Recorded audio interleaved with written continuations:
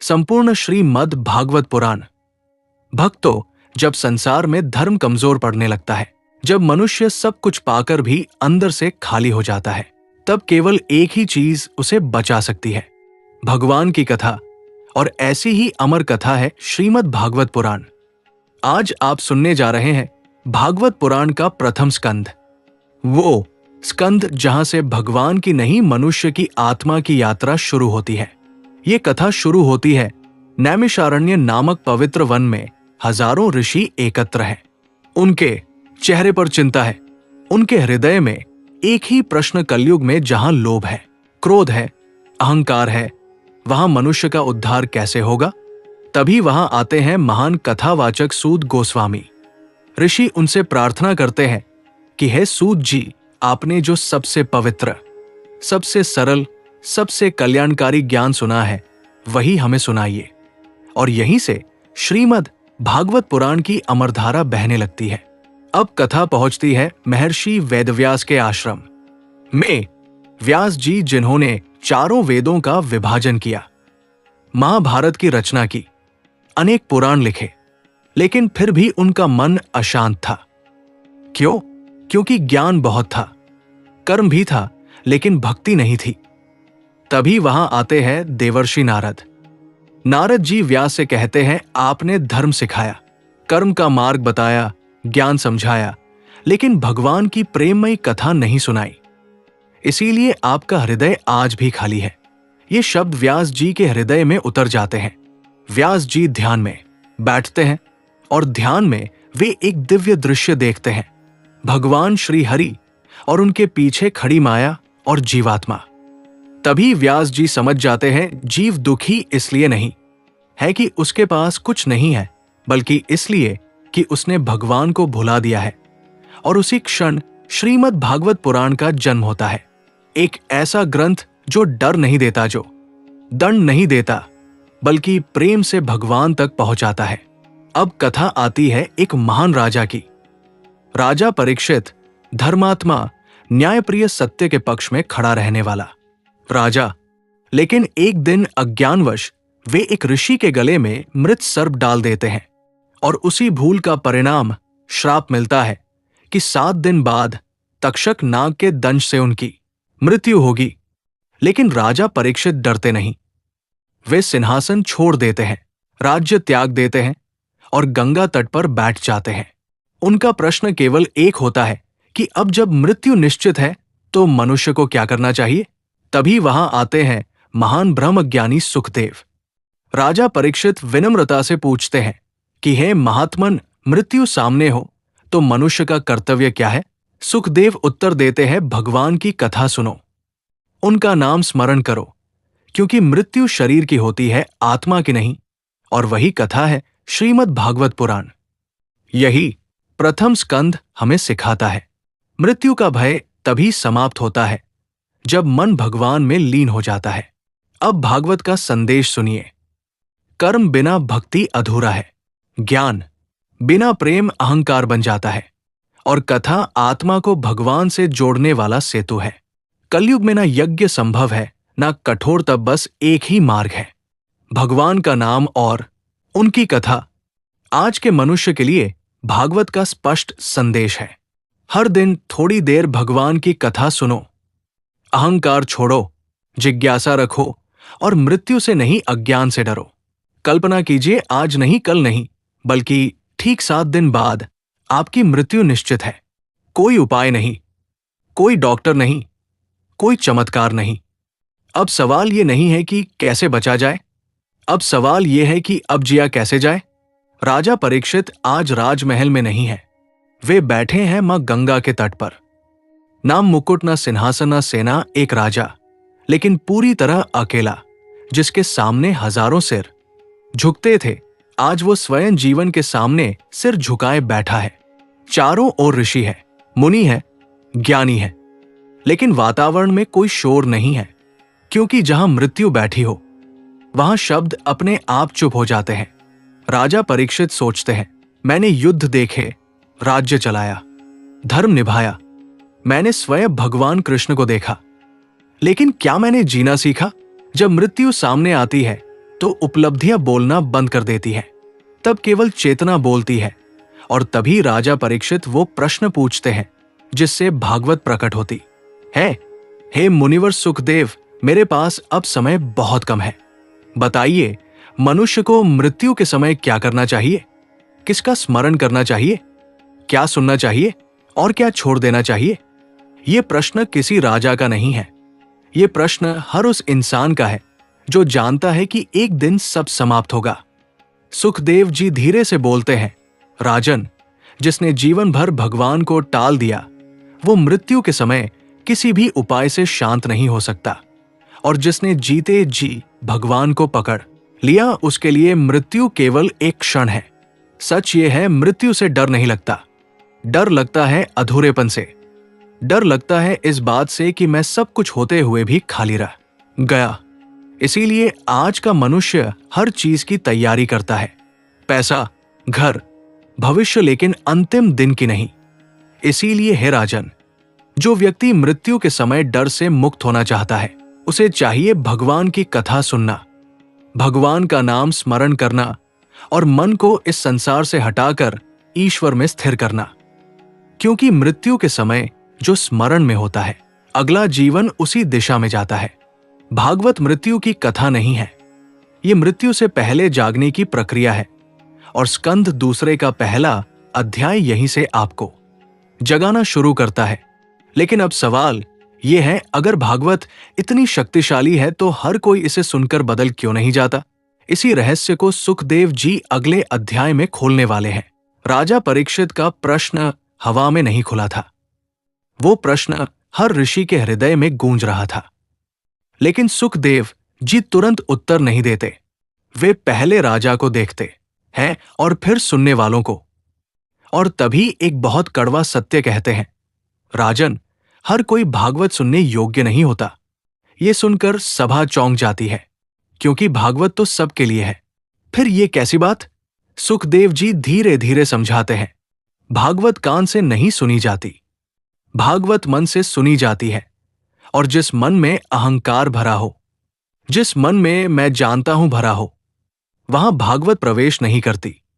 राजन, अगर मन भरा हुआ है तो भगवान कहां आएंगे? आज का मनुष्य सबसे ज्यादा यही भूल करता है। वो सुनता है लेकिन स्वीकार नहीं करता। वो कथा देखता है लेकिन खुद को नहीं देखता। इसीलिए भागवत सब सुनते हैं पर बदलते बहुत कम है। सुखदेव जी कहते हैं, राजन, भागवत सुनने की पहली योग्यता है विनम्रता। ये स्वीकार करना कि मैं नहीं जानता, मैं अधूरा हूं और मुझे मार्गदर्शन चाहिए। दूसरी योग्यता है जिज्ञासा, मन में सवाल जीवित हो, केवल मनोरंजन नहीं बल्कि सत्य की भूख हो। और तीसरी सबसे महत्वपूर्ण योग्यता श्रद्धा, अंधी श्रद्धा नहीं बल्कि अनुभव करने की तैयारी। राजन, जिस दिन मनुष्य ये सोचकर भागवत सुनता है कि मैं क्या सीख सकता हूं, उस दिन भागवत उसके भीतर जीवित हो जाती है। लेकिन जिस दिन वो ये सोचकर सुनता है कि देखते हैं इसमें क्या खास है, उस दिन भागवत केवल शब्द बनकर रह जाती है। आज का मनुष्य सब कुछ तेजी से चाहता है, तेज ज्ञान, तेज परिणाम, तेज मुक्ति। लेकिन भागवत धीमी प्रक्रिया है। ये मन को तोड़ती है, फिर जोड़ती है।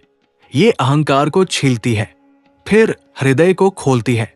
इसीलिए राजन, भागवत उसके लिए नहीं है जो केवल सुनना चाहता है, भागवत उसके लिए है जो बदलने को तैयार है। सुखदेव जी सभा की ओर देखते हुए अंतिम बात कहते हैं, जो व्यक्ति भागवत को अपने ऊपर लागू नहीं करता, उसके लिए भागवत भी एक कथा मात्र है। लेकिन जो भागवत को अपने जीवन में उतार लेता है, उसके लिए भागवत जीवन बन जाती है। राजन, अब जब तुमने सुनने का अधिकार पा लिया है, अब मैं तुम्हें भगवान का वो स्वरूप बताऊंगा जिसे जानकर अहंकार अपने आप झुक जाता है। अगले अध्याय में भगवान मूर्ति नहीं संपूर्ण ब्रह्मांड बनकर प्रकट होंगे। सुखदेव जी कुछ क्षण मौन रहते हैं, जैसे जो कहने वाले हैं वो शब्दों से बड़ा है। फिर धीरे से कहते हैं, राजन, अब तक तुमने भगवान को मूर्ति समझा होगा, नाम रूप आकार में बांधा होगा, लेकिन अब जो मैं बताने जा रहा हूं वो तुम्हारे भीतर कुछ तोड़ देगा। राजन, भगवान कहीं दूर नहीं है, भगवान यही है, इस समय भी जिस आकाश को तुम ऊपर देखते हो वही भगवान का मुख है। जिस वायु में तुम सांस लेते हो वही भगवान का प्राण है। जिस सूर्य की रोशनी तुम्हारी आंखें खोलती है वो भगवान की दृष्टि है। और जो चंद्रमा तुम्हारे मन को शांत करता है वो भगवान का मन है। राजन, जिस पृथ्वी पर तुम बैठे हो वही भगवान के चरण है। जिस दिशा में तुम देख रहे हो वही भगवान का विस्तार है। अब ध्यान से सुनो, ये ब्रह्मांड भगवान में नहीं है, भगवान ही ये ब्रह्मांड है। जिसमें तुम छिपना चाहते हो, जिससे तुम बचना चाहते हो, वही भगवान का शरीर है। राजन, जब साधक इस विराट स्वरूप का ध्यान करता है तो भगवान को देखने के लिए नहीं बल्कि अपने मैं को गलाने के लिए करता है। क्योंकि जब तुम्हें यह दिखने लगे कि मैं छोटा हूं और ये सृष्टि असीम है तो अहंकार अपने आप झुकने लगता है। राजन, तुम कहते हो मैं करता हूं, लेकिन जब सूर्य उगता है तो क्या तुम्हारी अनुमति लेता है? जब मृत्यु आती है तो क्या वह तुमसे पूछती है? ये विराट स्वरूप यही सिखाता है कि तुम करता नहीं हो, तुम प्रवाह में बह रहे हो। और जिस दिन मनुष्य इस प्रवाह को स्वीकार कर लेता है उस दिन उसका डर खत्म होने लगता है। राजन, जो व्यक्ति इस विराट स्वरूप का स्मरण करते हुए मृत्यु को प्राप्त करता है वो संकीर्ण शरीर में नहीं जाता, वो विस्तार में विलीन होता है। इसीलिए ये ध्यान डरावना नहीं है, ये मुक्त करने वाला है। लेकिन ध्यान रखना, विराट स्वरूप को केवल कल्पना मत समझना। ये चेतना की प्रशिक्षण प्रक्रिया है जिससे मनुष्य छोटा सोचने से मुक्त होता है। राजन, अब तक तुमने सुना भगवान कैसे संपूर्ण सृष्टि है। अब अगले अध्याय में मैं तुम्हें बताऊंगा जब यही भगवान सृष्टि की रचना करते हैं तो सबसे पहले कौन प्रकट होता है और क्यों सृष्टि शोर से नहीं मौन से शुरू होती है। सुखदेव जी धीरे से बोलते हैं, राजन, अब तक तुमने जाना भगवान का विराट स्वरूप। अब मैं तुम्हें उस क्षण तक ले चलता हूं जहां कुछ भी नहीं था, ना आकाश, ना पृथ्वी, ना प्रकाश, ना अंधकार, केवल एक अनंत शांति। उस शांति में भगवान विष्णु योग निद्रा में थे। ये नींद थकान की नहीं थी, ये चेतना की पूर्णता थी। राजन, जब मनुष्य थककर सोता है तो वो अचेत होता है, लेकिन जब भगवान योग निद्रा में होते हैं तो वे सबसे अधिक सचेत होते हैं। उस मौन में कोई इच्छा नहीं थी, कोई योजना नहीं थी और फिर भी सब कुछ उत्पन्न होने वाला था। राजन, भगवान की नाभि से एक कमल प्रकट हुआ, धीरे धीरे शांत स्थिर, कोई शोर नहीं, कोई विस्फोट नहीं। उस कमल पर एक चेतना जागी, वही थे ब्रह्मा। राजन, ध्यान से समझो, सृष्टि किसी संघर्ष से पैदा नहीं हुई, सृष्टि किसी युद्ध से नहीं निकली, सृष्टि मौन से उत्पन्न हुई। आज का मनुष्य सब कुछ शोर से बनाना चाहता है, नाम, पहचान, सफलता, लेकिन भगवान दिखाते हैं जो सबसे बड़ा है वो सबसे शांत होता है। ब्रह्मा कमल पर बैठे हैं, चारों ओर अनंत शून्य, ना ऊपर ना नीचे ना दिशा ना संकेत। राजन, यही वो क्षण है जहां ज्ञान भी डर जाता है, क्योंकि जहां कोई आधार ना हो वहां अहंकार टिक नहीं पाता। ब्रह्मा चारों दिशाओं में देखते हैं लेकिन कोई उत्तर नहीं मिलता और तभी उन्हें यह समझ आने लगता है, मैं कुछ नहीं जानता। राजन, यही स्वीकार ज्ञान की शुरुआत है। जब तक मनुष्य ये कहता रहता है मैं जानता हूं, तब तक वो सीख नहीं सकता। भगवान ब्रह्मा से कुछ नहीं कहते, कोई आदेश नहीं, कोई निर्देश नहीं, क्योंकि सृष्टि आदेश से नहीं समझ से रचती है। राजन, अब अगले अध्याय में तुम देखोगे जब सृष्टिकर्ता स्वयं भ्रमित हो जाता है तब भगवान किस एक शब्द से उसे दिशा देते हैं और वही शब्द मनुष्य को भी अंधकार से बाहर लाता है। ब्रह्मा अब भी कमल पर बैठे हैं, चारों ओर असीम शून्य, ना कोई दिशा, ना कोई संकेत, ना कोई सहारा। राजन, यही वो क्षण है जहां सृष्टिकर्ता भी डर जाता है, क्योंकि जिसने अभी अभी जन्म लिया हो और जिसके सामने अनंत फैला हो उसके लिए ज्ञान भी काफी नहीं होता। ब्रह्मा सोचते हैं, मैं कौन हूं, मैं यहां क्यों हूं और अब मुझे क्या करना चाहिए। राजन, ये प्रश्न केवल ब्रह्मा का नहीं है, ये वही प्रश्न है जो हर मनुष्य अकेलेपन में अपने आप से पूछता है, जब चारों ओर भीड़ हो लेकिन भीतर खालीपन हो तब। यही प्रश्न उठता है। ब्रह्मा कमल की नाल के भीतर झांकते हैं, नीचे उतरते हैं और फिर ऊपर चढ़ते हैं, लेकिन ना आदि मिलता है ना अंत। राजन, यहां सुखदेव एक गहरी बात कहते हैं। जब तक मनुष्य बाहर उत्तर ढूंढता है तब तक वो भटकता रहता है, क्योंकि सृष्टि का रहस्य बाहर नहीं भीतर छुपा होता है। ब्रह्मा थक जाते हैं और पहली बार वे ये स्वीकार करते हैं, मैं कुछ नहीं जानता। राजन, यही क्षण है जहां अहंकार टूटता है, और जैसे ही अहंकार टूटता है वैसे ही एक ध्वनि प्रकट होती है। ना कोई आवाज, ना कोई शब्दों की गूंज, बस एक स्पष्ट अनुभूति। तब राजन, ये कोई आदेश नहीं था, ये कोई धमकी नहीं थी, ये एक दिशा थी। तब का अर्थ ये नहीं कि शरीर को कष्ट दिया जाए, तब का अर्थ है मन को स्थिर करना, इच्छाओं को शांत करना और चेतना को गहरा करना। ब्रह्मा समझ जाते हैं, जब तक मैं शांत नहीं होता तब तक सृष्टि प्रकट नहीं होगी, और वे तप में लीन हो जाते हैं। राजन, ध्यान रखो, भगवान तुरंत उत्तर नहीं देते। वे पहले मनुष्य को तैयार करते हैं, क्योंकि अधम के मन को सत्य दे दिया जाए तो वो उसे भी भ्रम बना लेता है। तब के साथ साथ ब्रह्मा का अंतर्मन शुद्ध होने लगता है, और तभी उसी मौन में, उसी शांति में भगवान स्वयं प्रकट होते हैं। लेकिन आंखों के सामने नहीं, चेतना के भीतर। राजन, यही नियम मनुष्य के लिए भी है। जब तक मन शोर करता है भगवान मौन रहते हैं, और जब मन मौन होता है भगवान बोलते हैं। अब अगले अध्याय में तुम सुनोगे भगवान ब्रह्मा को क्या ज्ञान देते हैं, और वो ज्ञान कैसे पूरी सृष्टि का आधार बनता है। तब के उस गहन मौन में ब्रह्मा अब अकेले नहीं है, कुछ बदल चुका है। वही शून्य, वही शांति, लेकिन अब डर नहीं है, क्योंकि जब मन स्थिर होता है तो शून्य खाली नहीं लगता। राजन, तभी ब्रह्मा के भीतर एक प्रकाश जागता है। कोई रूप नहीं, कोई आवाज नहीं, लेकिन स्पष्ट अनुभूति। भगवान अब निकट है, और उसी क्षण भगवान ब्रह्मा को ज्ञान देते हैं। ये ज्ञान शब्दों में नहीं था, ये सीधे चेतना में उतरा।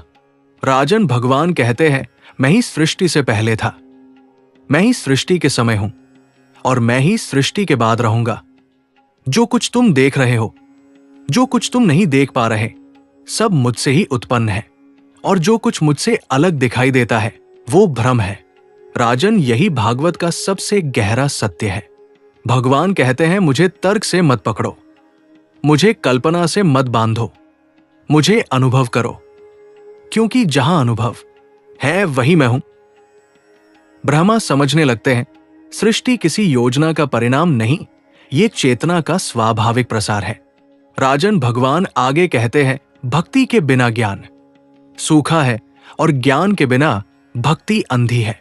लेकिन जब दोनों एक साथ चलते हैं तब मुक्ति स्वाभाविक हो जाती है। ये सुनकर ब्रह्मा का अंतर्मन बाहर आता है, क्योंकि पहली बार उन्हें यह दिखता है कि वे अलग नहीं हैं, कि उनका अस्तित्व भगवान से जुड़ा हुआ है। राजन, यही ज्ञान मनुष्य को डर से मुक्त करता है, क्योंकि जो ये जान लेता है कि मैं अलग नहीं हूं, वो खोने से डरता नहीं।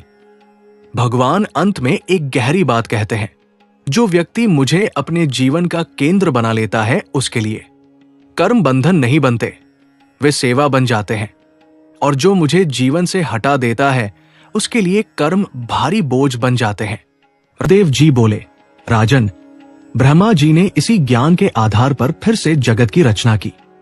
उन्होंने समय का विभाजन किया, युगों की गणना की और देवताओं, ऋषियों तथा मनुष्यों को उत्पन्न किया।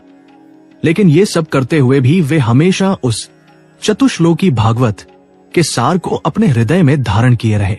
यही कारण है कि ब्रह्मा जी सृष्टि के स्वामी होकर भी उसके मोह में नहीं बंधे।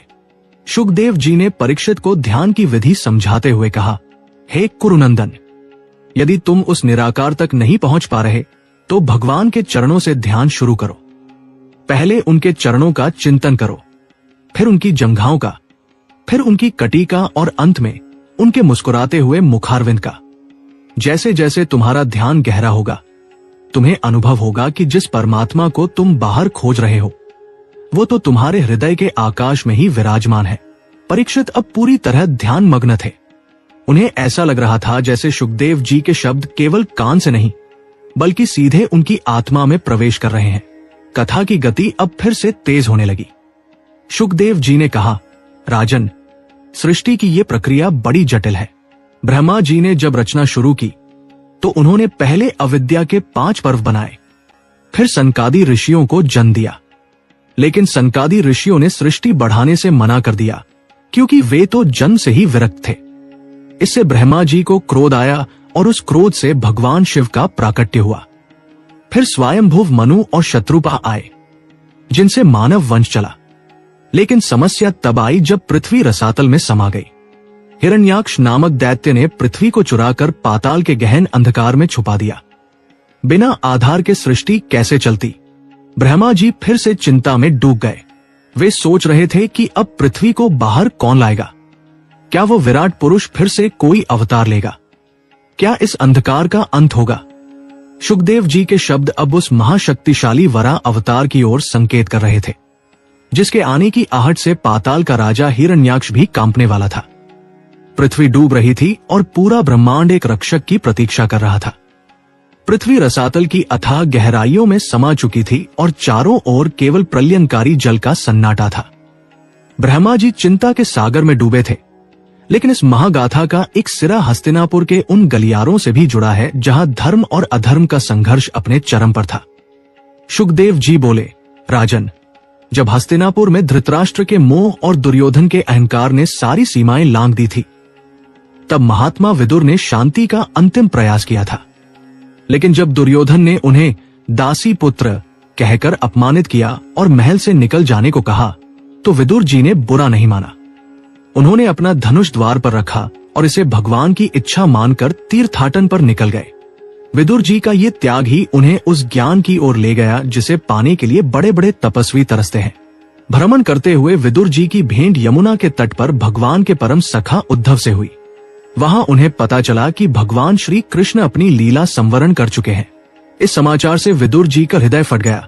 लेकिन उद्धव ने उन्हें ढांढस बंधाया और बताया कि भगवान ने अंत समय में विदुर जी को याद किया था और मैत्रेय ऋषि को आदेश दिया था कि वे विदुर को तत्वज्ञान का उपदेश दें। इसी आज्ञा का पालन करते हुए विदुर जी हरिद्वार पहुंचे, जहां गंगा के पावन तट पर महर्षि मैत्रेय विराजमान थे। विदुर जी ने हाथ जोड़कर प्रश्न किया, हे ऋषिवर, संसार के लोग सुख के लिए कर्म करते हैं, पर उन्हें केवल दुख ही मिलता है। कृपा कर मुझे वो मार्ग बताएं जिससे मनुष्य शांति पा सके और मुझे उस आदि पुरुष के अवतारों की कथा सुनाए।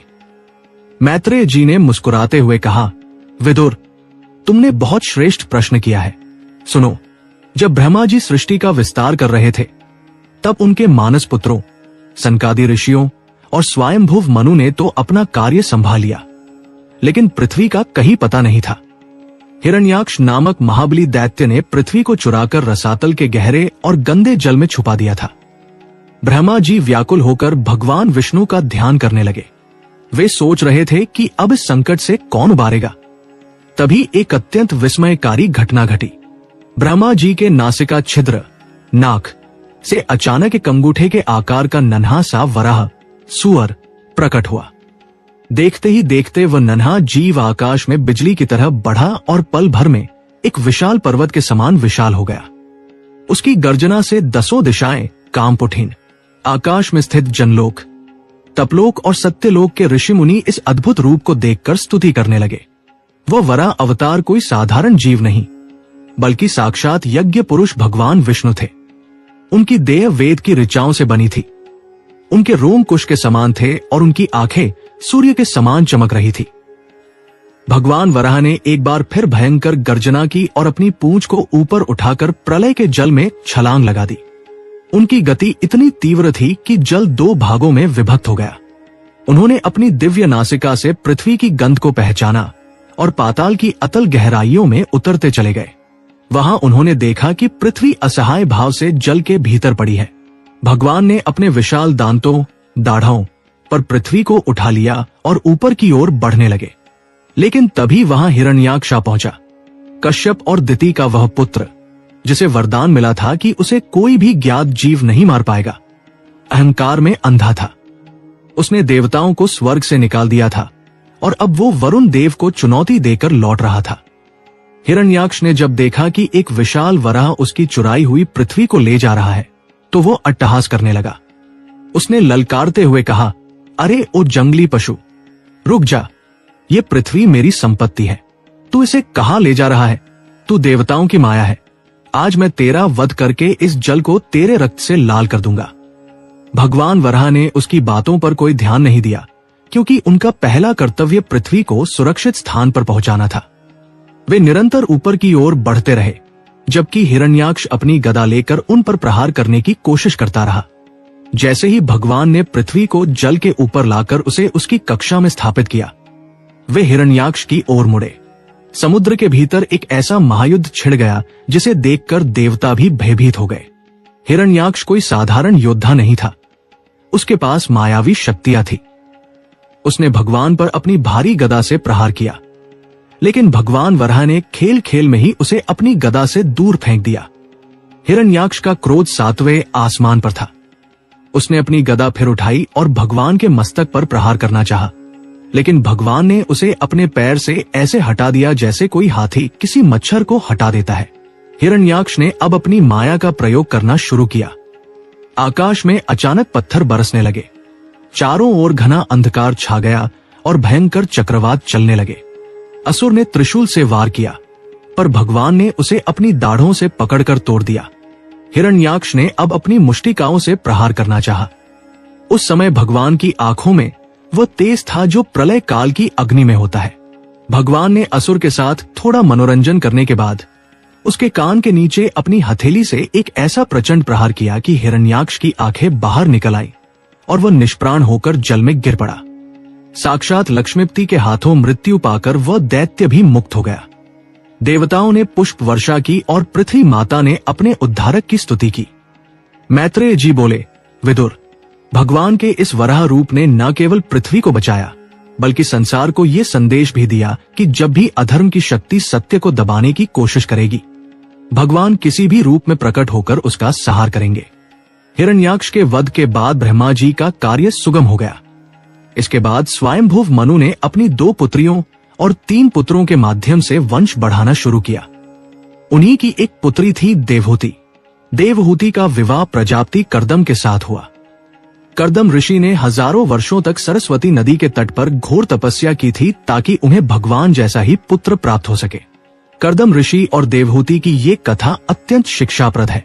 कर्दम जी ने अपनी तपस्या के बल पर एक दिव्य विमान बनाया था, जिसमें बैठकर उन्होंने और देवहूति ने कई वर्षों तक गंधर्व लोकों का भ्रमण किया। लेकिन देवहूति का हृदय केवल सांसारिक सुखों में नहीं था, वह तो साक्षात भगवान को अपने पुत्र के रूप में देखना चाहती थी। समय आने पर भगवान विष्णु ने स्वयं देवहूति के गर्भ से जन्म लिया। उनका नाम पड़ा कपिल। भगवान कपिल साक्षात ज्ञान के अवतार थे। उनके जन्म के समय आकाश से दिव्य दुंदुभियां बजी और ऋषियों ने उनका स्वागत किया।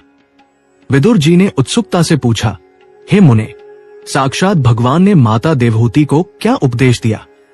सांख्य शास्त्र क्या है जिसने माता को मोक्ष दिला दिया?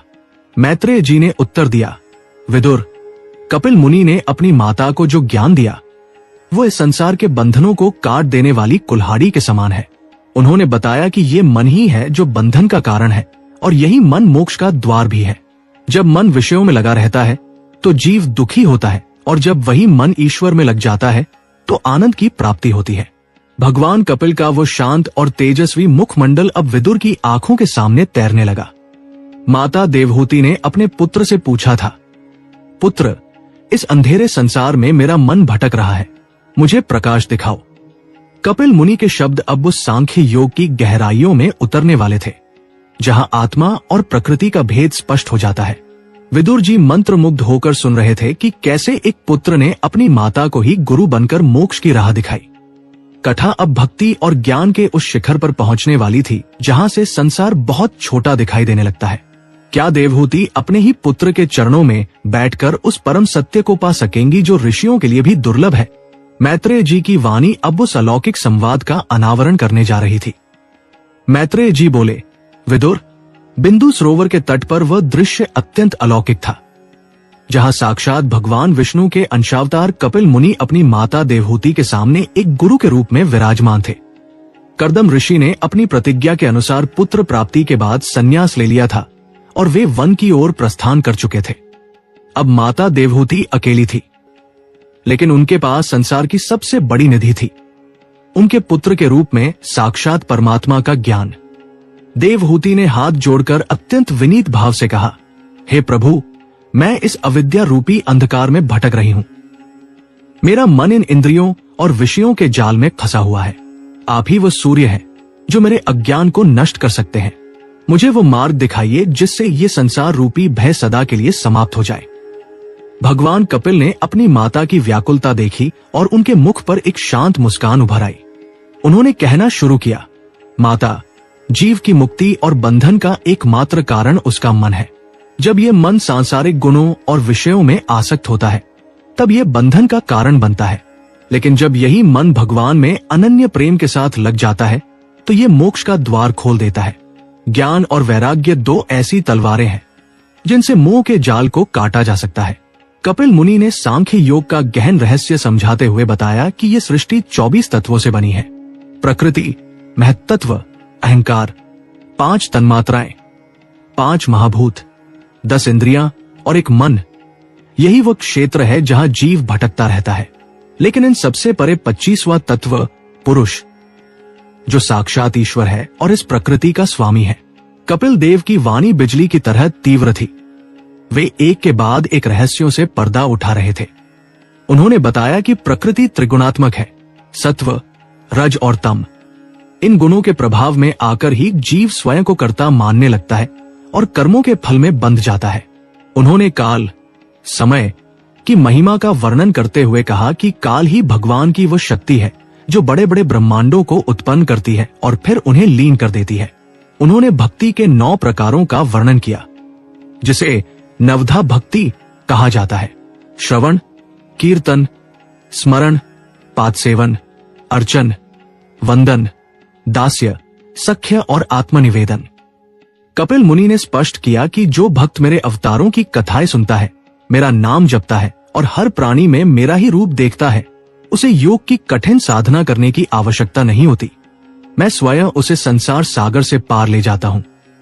कथा की गति और तेज हुई जब कपिल मुनि ने जीव की उस भयंकर अवस्था का वर्णन किया जब वो माता के गर्भ में होता है।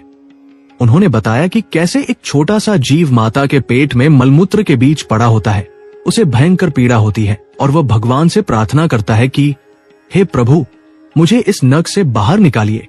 मैं बाहर जाकर केवल आपका ही भजन करूंगा।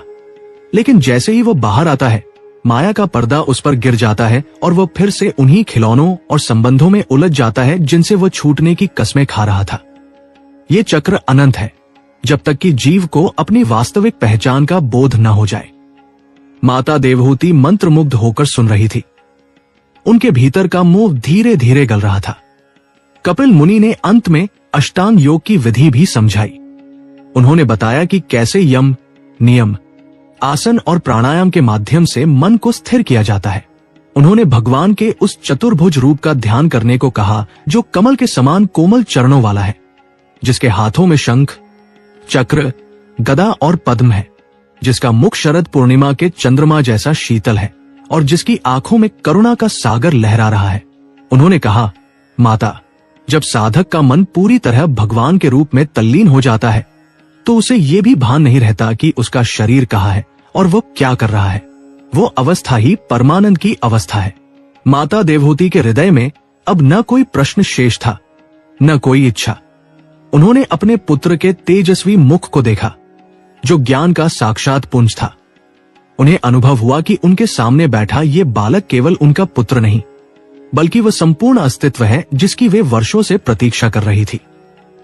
उनके भीतर एक अपूर्व शांति छा गई। बिंदु सरोवर का जल स्थिर हो गया था, पक्षियों का कलरव थम गया था और मंद पवन चलने लगी थी। देवहूति ने अपनी आंखें बंद कर ली और कपिल मुनि द्वारा बताए गए ध्यान के मार्ग पर चल पड़ी। उनका चित्त अब विषयों से पूरी तरह हटकर केवल और केवल उस परम पुरुष में समा गया था। उनके शरीर से एक दिव्य आभा निकलने लगी। योग की अग्नि ने उनके संचित कर्मों को भस्म कर दिया।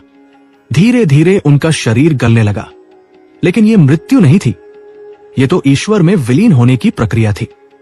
साक्षात ज्ञान की मूर्ति माता देवहूति का वो नश्वर शरीर देखते ही देखते एक पावन नदी के रूप में परिवर्तित हो गया, जिसे आज भी सिद्धपदा के नाम से जाना जाता है। उनका अस्तित्व अब इस पूरी पृथ्वी के कण-कण में समा गया था। उन्होंने वो पद प्राप्त किया जिसे बड़े बड़े योगी जन्म जन्मांतर तक तपस्या करके भी नहीं पा पाते। भगवान कपिल ने अपनी माता का उद्धार होते देखा और फिर वे स्वयं उत्तर दिशा की ओर प्रस्थान कर गए, जहां वे आज भी सांख्य योग के रूप में ऋषियों का मार्गदर्शन कर रहे हैं। विदुर जी के नेत्रों से प्रेमाश्रु बह रहे थे। मैत्रेय ऋषि ने लंबी सांस ली और कहा, विदुर, ये कर्दम और देवहूति का वंश था जिसने साक्षात भगवान को जन्म दिया। लेकिन इस सृष्टि का विस्तार केवल यही नहीं रुका। स्वयंभुव मनु की अन्य संतानों से भी ये संसार फला खुला। उन्हीं में से एक थे राजा उत्तानपाद और उनके भाई प्रियव्रत।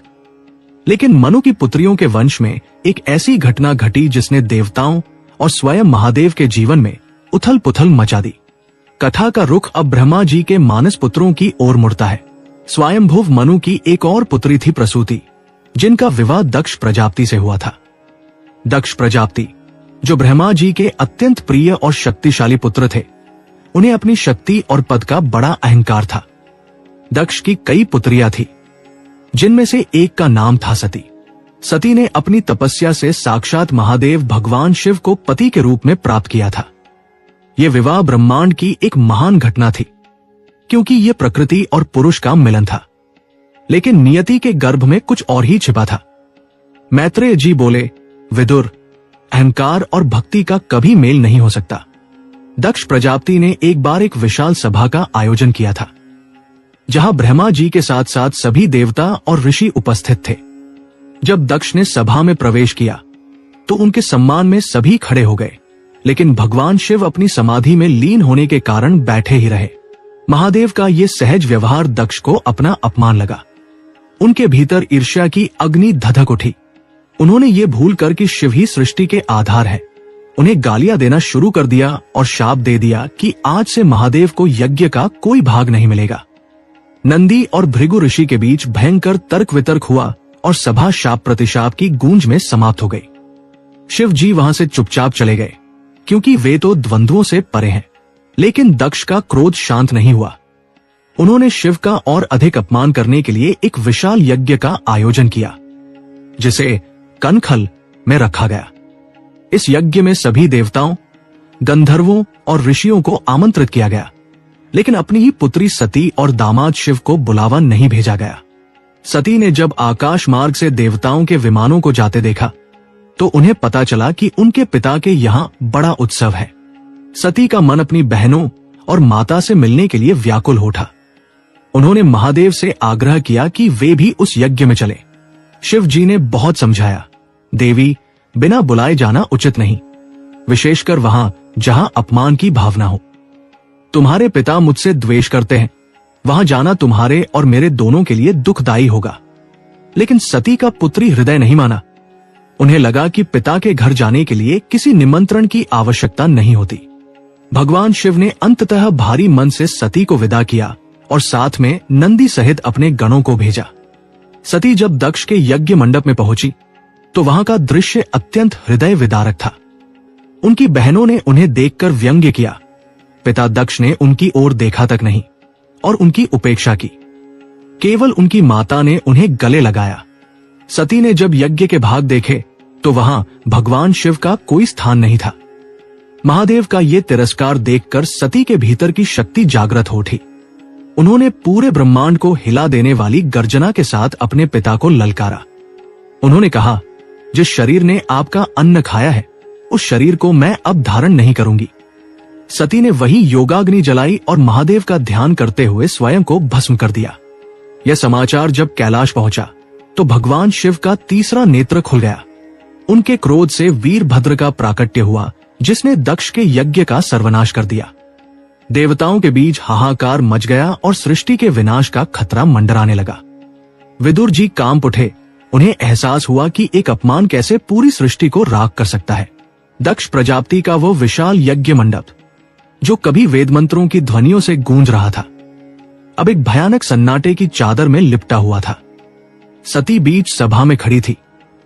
उनके चारों ओर ब्रह्मांड के सबसे शक्तिशाली देवता, ऋषि और गंधर्व विराजमान थे, लेकिन किसी की हिम्मत नहीं थी कि वह सती की आंखों में देख सके। दक्ष ने अपनी पुत्री की ओर तिरस्कार भरी दृष्टि डाली और गरजते हुए कहा, सती, तुम यहां बिना बुलाए क्यों आई हो?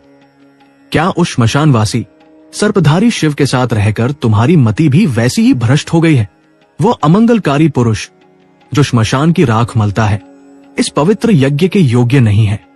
मैंने जानबूझकर उसे भाग नहीं दिया, और यदि तुम उसकी वकालत करने आई हो तो यहां से तुरंत चली जाओ। दक्ष की वाणी में अहंकार का जहर घुला था। सती ने देखा कि यज्ञ के कुंडों में हर देवता का स्थान है, लेकिन उनके आराध्य, उनके पति महादेव का कहीं नामो निशान नहीं है। सती का हृदय छलनी हो गया। एक पुत्री के लिए इससे बड़ा दुख क्या होगा कि उसका अपना पिता उसके पति को, जो साक्षात जगदीश्वर है, अपशब्द कह रहा है। सती की आंखों से आंसू नहीं, बल्कि क्रोध की अग्नि फूट रही थी।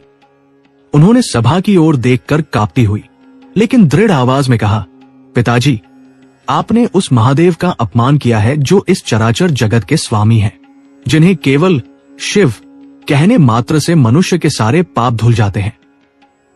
आप उनके लिए ऐसे शब्दों का प्रयोग कर रहे हैं। ब्रह्मा जी जिनके चरणों की धूल मस्तक पर रखते हैं, उन परम मंगलकारी शिव का ये अनादर अब सहन नहीं होगा। सती ने एक लंबी सांस ली और अपनी आंखें मूंद ली। उन्हें इस बात का गहरा मलाल था कि उनका ये शरीर दक्ष के अन्न से बना है। उन्होंने मन ही मन महादेव को प्रणाम किया और दृढ़ संकल्प के साथ कहा, जिस शरीर में दक्ष का रक्त बह रहा है, वो शरीर अब महादेव की संगति के योग्य नहीं है। मैं इस अपवित्र देह का यही परित्याग करती हूं।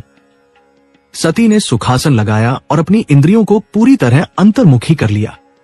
उन्होंने नाभि चक्र से उदान वायु को ऊपर उठाया और उसे हृदय चक्र में स्थित किया।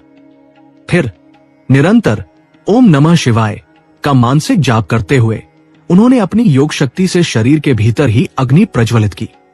देखते ही देखते सती का शरीर दिव्य योगाग्नि की लपटों में घिर गया। सभा में हाहाकार मच गया। देवता अपने स्थानों से खड़े हो गए, लेकिन कोई भी उस अग्नि को शांत नहीं कर सका। क्षण भर में साक्षात जगदम्बा का वह पार्थिव शरीर राख की ढेरी में बदल गया। सती ने अपनी देह त्याग दी थी ताकि वे अगले जन्म में हिमालय की पुत्री पार्वती बनकर फिर से शिव को पा सके। लेकिन उस क्षण पूरी सृष्टि पर शोक और भय के बादल छा गए।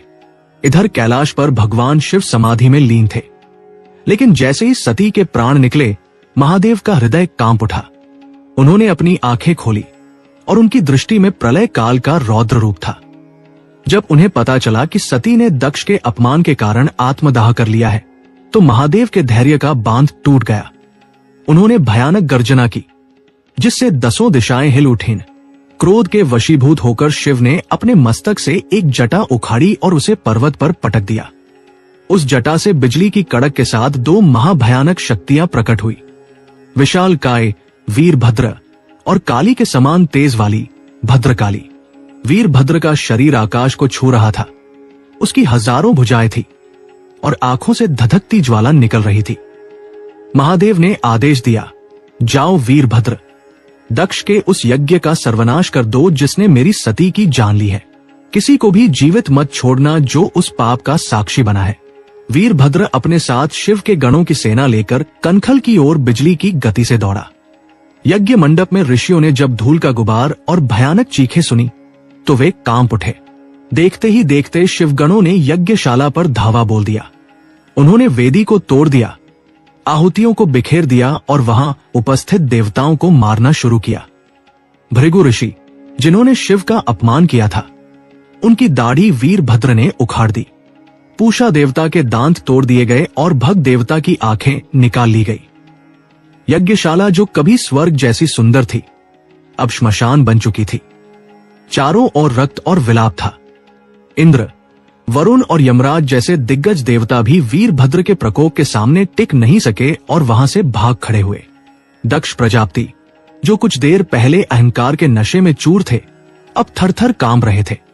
वे एक खंभे के पीछे छिपे थे, लेकिन वीरभद्र की पैनी नजरों से नहीं बच सके। वीरभद्र ने दक्ष को बालों से पकड़ा और उसे घसीटते हुए यज्ञ कुंड के पास ले आया। उसने दक्ष के सीने पर पैर रखा और तलवार के एक ही झटके से उसका सिर धड़ से अलग कर दिया। वह सिर यज्ञ की अग्नि में स्वाहा हो गया। यज्ञ पूर्णतः विध्वंस हो चुका था। जब ब्रह्मा और विष्णु को यह समाचार मिला तो वे कैलाश पहुंचे।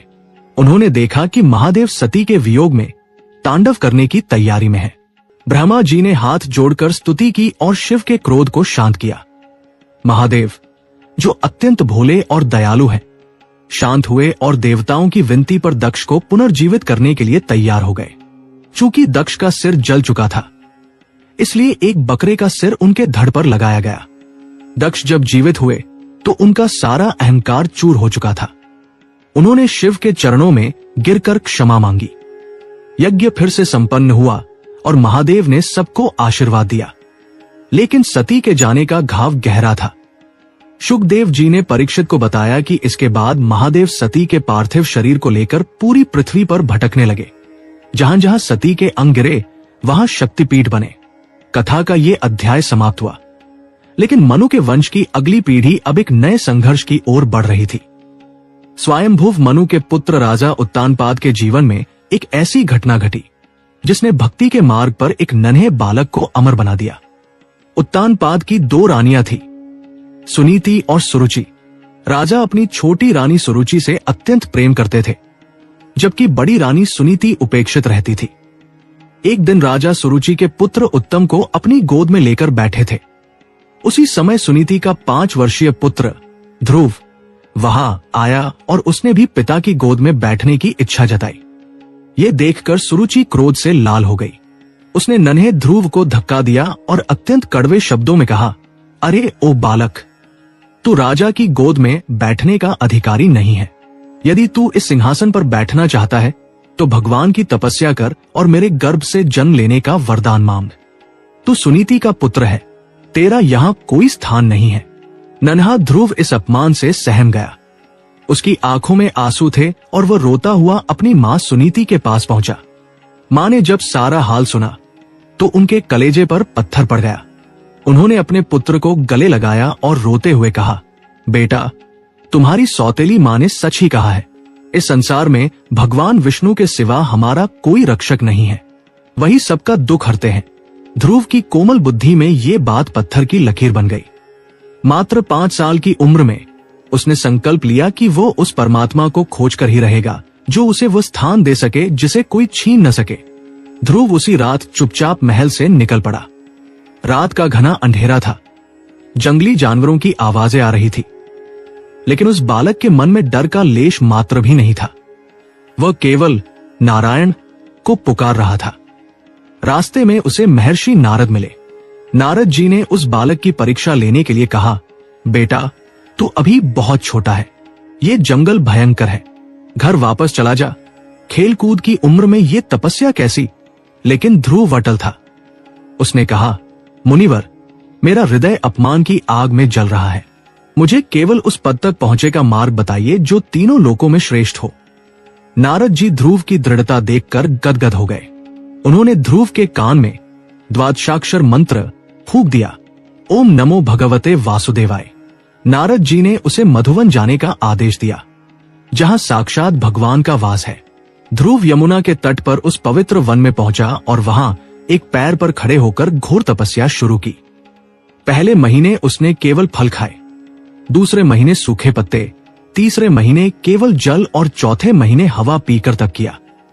5वें महीने में ध्रुव ने अपनी सांसें भी रोक ली। उस नन्हे बालक की तपस्या की ऊर्जा इतनी बढ़ गई कि ब्रह्मांड का दम घुटने लगा। देवता घबरा गए कि यह बालक क्या मांग लेगा। इंद्र ने उसे डराने की कोशिश की, मायावी राक्षसों को भेजा, लेकिन ध्रुव का मन अपनी नाभि में स्थित उस ज्योति में गड़ा हुआ था जिसे उसने अपने भीतर देख लिया था। मधुवन का वातावरण अब पूरी तरह बदल चुका था। ध्रुव के चारों ओर एक दिव्य प्रकाश का घेरा बन गया था। वो अपनी आंखों के भीतर जिस चतुर्भुज रूप का दर्शन कर रहा था, अचानक वह रूप वहां से गायब हो गया। ध्रुव व्याकुल होकर जैसे ही अपनी आंखें खोली, उसने देखा कि साक्षात भगवान विष्णु शंख, चक्र, गदा और पद्म धारण किए उसके सामने खड़े हैं।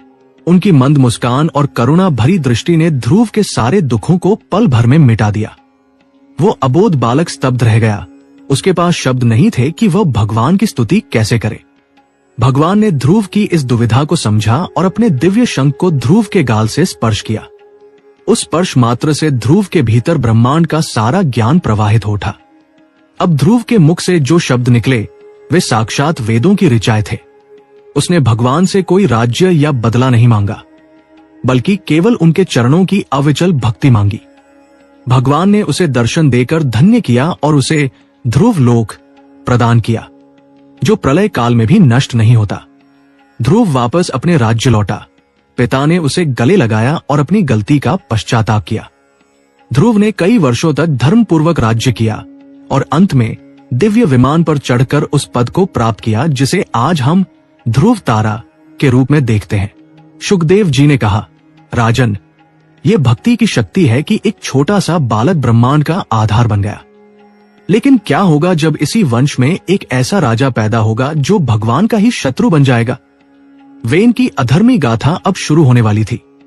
नारद जी का आशीर्वाद लेकर और साक्षात नारायण के दर्शन पाकर वो नन्हा ध्रुव जब वापस अपनी नगरी हस्तिनापुर की ओर मुड़ा तो उसके मन में अब न तो अपनी सौतेली मां के प्रति कोई ईर्ष्या थी और न ही सिंहासन के प्रति कोई मोह। वो तो अब उस परम रस का पान कर चुका था जिसके आगे इंद्र का वैभव भी फीका लगता है। इधर राजा उत्तानपाद अपनी भूल पर निरंतर पश्चाताप कर रहे थे। उन्हें लग रहा था कि उन्होंने अपने प्राणों से प्रिय पुत्र को वन के हिंसक पशुओं के बीच छोड़ दिया। लेकिन जैसे ही उन्हें यह सूचना मिली कि ध्रुव वापस आ रहा है, राजा की आंखों में चमक लौट आई। वे नंगे पैर अपने मंत्रियों और रानियों के साथ नगरी की सीमा पर पहुंचे। ध्रुव को देखते ही राजा ने उसे अपनी छाती से लगा लिया और फफक कर रो पड़े। सुरुचि, जिसने कभी ध्रुव को दुत्कारा था, आज उस बालक के चरणों में गिर पड़ी। ध्रुव का तेज इतना दिव्य था कि जिसने भी उसे देखा वो नतमस्तक हो गया। ध्रुव ने कई वर्षों तक न्यायपूर्वक पृथ्वी का शासन किया।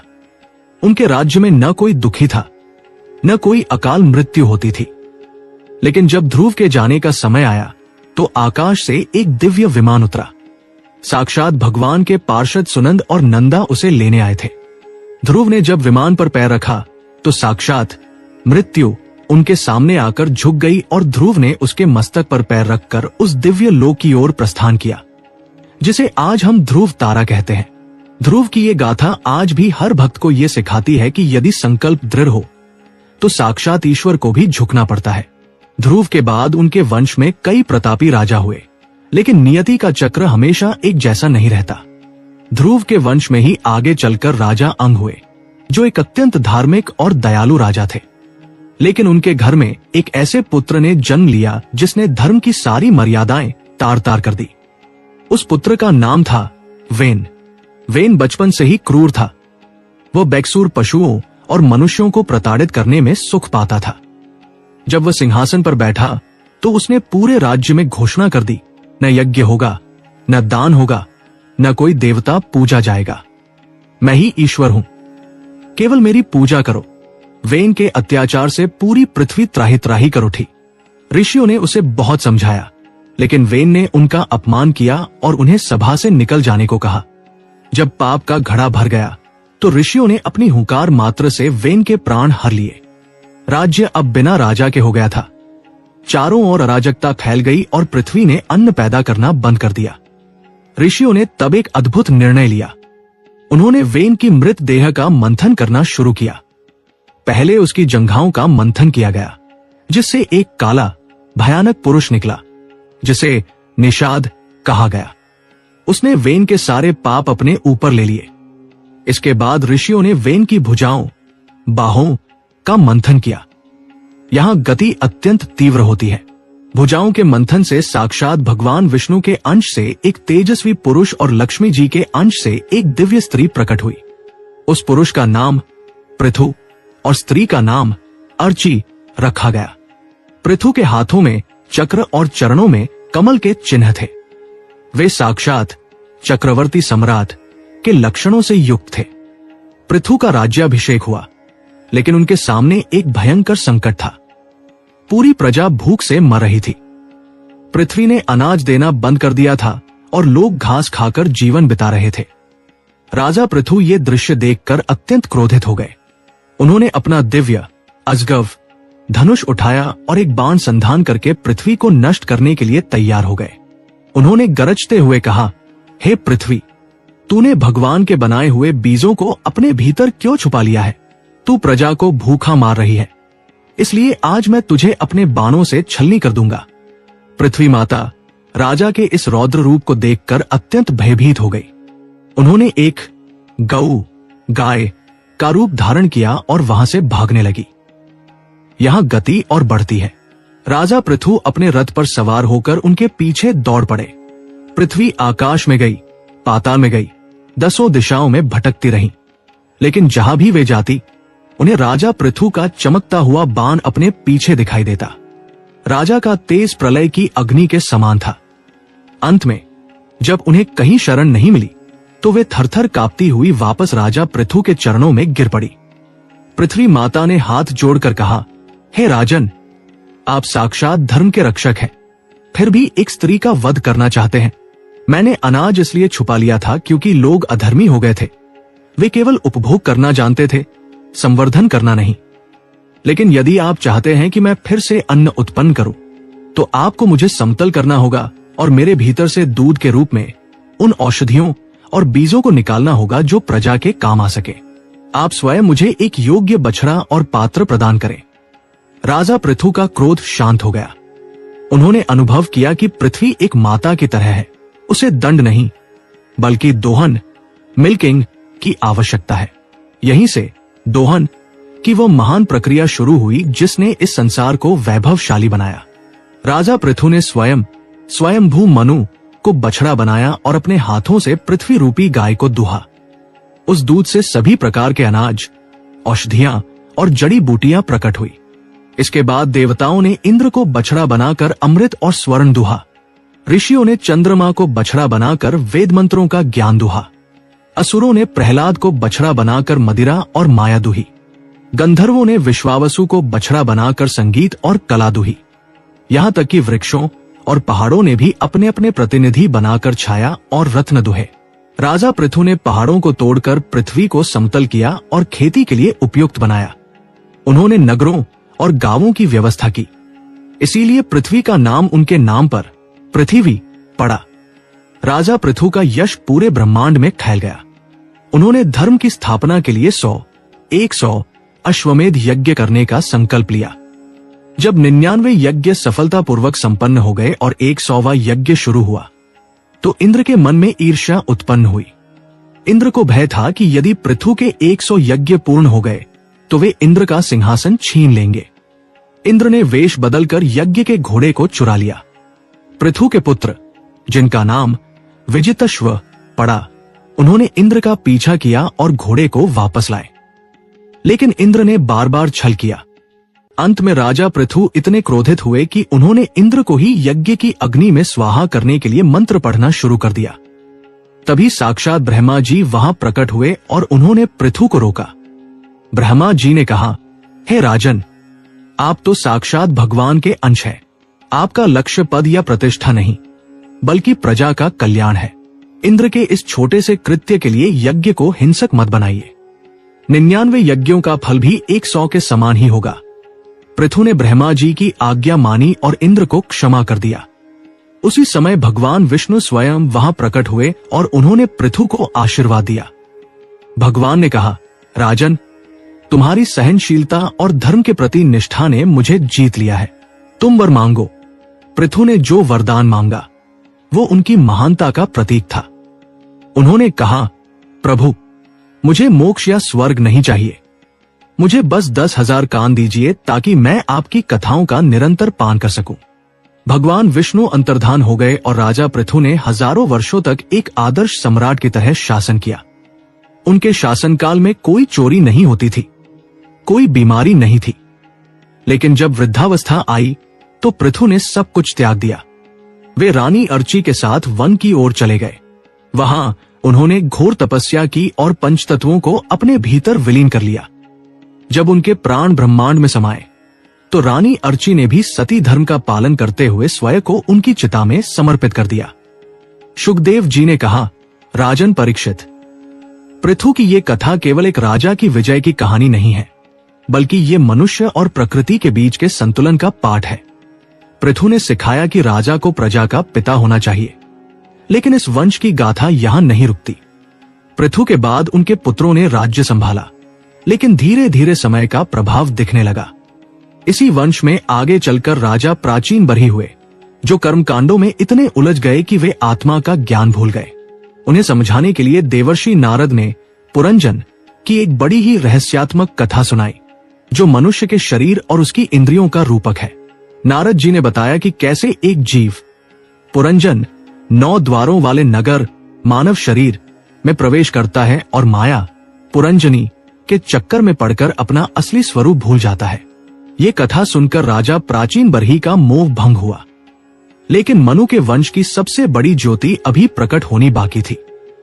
राजा प्रियव्रत के वंश में एक ऐसे बालक का जन्म होने वाला था जो साक्षात नारायण का अवतार कहलाया। उनका नाम था ऋषभदेव। ऋषभदेव का जीवन और उनके उपदेश आज भी जैन धर्म और सनातन धर्म के बीच एक सेतु की तरह है। उनका वैराग्य ऐसा था कि उन्होंने चलते फिरते भगवान का रूप धारण कर लिया था। ऋषभदेव के 100 पुत्र थे, जिनमें सबसे बड़े थे भरत। भरत के नाम पर ही हमारे देश का नाम भारतवर्ष पड़ा। लेकिन क्या आप जानते हैं कि वह महान राजा भरत, जिसने पूरी पृथ्वी पर चक्रवर्ती राज किया, अंत में एक हिरण के मोह में क्यों पड़ गया? कैसे एक छोटी सी ममता मोक्ष के द्वार पर खड़े व्यक्ति को वापस जन्म मृत्यु के चक्र में धकेल सकती है? भरत की ये कहानी हमें सिखाती है कि मोह की जड़ें कितनी गहरी होती है। सुखदेव जी की वाणी अब उस गंभीर मोड़ पर थी जहां वे परीक्षित को समझा रहे थे कि वैराग्य का मतलब केवल घर छोड़ना नहीं है, बल्कि मन से आसक्ति को जड़ से उखाड़ना है। राजा भरत की कथा अब उस रहस्य की ओर बढ़ रही थी, जिसने अध्यात्म के इतिहास में जड़ भरत जैसा महान चरित्र दिया। क्या भरत उस हिरण के मोह से मुक्त हो पाएंगे? क्या उनका अगला जन्म उन्हें फिर से उसी रास्ते पर ले आएगा?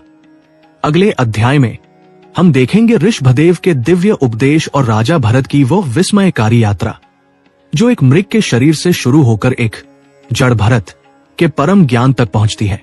पंचम स्कंद की ये कथा परीक्षित के हृदय में वैराग्य की उस ज्योति को और तीव्र करने वाली थी, जिसकी आवश्यकता 7वें दिन आने वाले तक्षक के लिए बहुत जरूरी थी। पृथ्वी के दोहन से शुरू हुआ ये सफर अब आत्मा के दोहन की ओर बढ़ रहा था। महाराज प्रियव्रत के वंश की कीर्ति चारों दिशाओं में फैली हुई थी, लेकिन इस वंश को साक्षात ईश्वर का सानिध्य तब मिला जब राजा नाभि और रानी मेरुदेवी के घर साक्षात भगवान विष्णु ने ऋषभदेव के रूप में अवतार लिया। ऋषभदेव का जन्म ही जगत को यह सिखाने के लिए हुआ था कि एक आदर्श राजा, एक आदर्श पिता और अंततः एक परम वैराग्यवान मुक्त पुरुष कैसे बना जाता है। जब ऋषभदेव युवा हुए तो उनका विवाह इंद्र की पुत्री जयंती से हुआ, जिनसे उनके 100 पुत्र प्राप्त हुए। इनमें सबसे ज्येष्ठ थे भरत, जो अत्यंत बुद्धिमान और वीर थे। ऋषभदेव ने अपने राज्य को एक तपोवन बना दिया था, जहां धर्म की गंगा बहती थी। एक दिन महाराज ऋषभदेव ने अपने सभी 100 पुत्रों को बुलाया और उन्हें जीवन का वो शाश्वत सत्य समझाया, जिसे ऋषभदेव गीता के नाम से जाना जाता है। उन्होंने गरजते हुए कहा, मेरे पुत्रों, ये मनुष्य शरीर केवल इंद्रियों के सुख भोगने के लिए नहीं मिला है। ये तो तपस्या और आत्मज्ञान के लिए है। जो व्यक्ति केवल पेट भरने और वासनाओं की तृप्ति में लगा रहता है, वो उस कुत्ते और सुअर के समान है जो केवल गंदगी में सुख ढूंढता है। सच्चा सुख तो ब्रह्म सुख, जो केवल तब मिलता है जब मन भगवान में स्थिर हो जाता है। ऋषभदेव ने चेतावनी दी कि ये संसार एक ऐसी अंधेरी कोठरी है जहां जीव अपने ही कर्मों की बेड़ियों में जकड़ा रहता है। उन्होंने अपने पुत्रों को आदेश दिया कि वे अपने बड़े भाई भरत की आज्ञा का पालन करें और प्रजा को अपना परिवार समझे।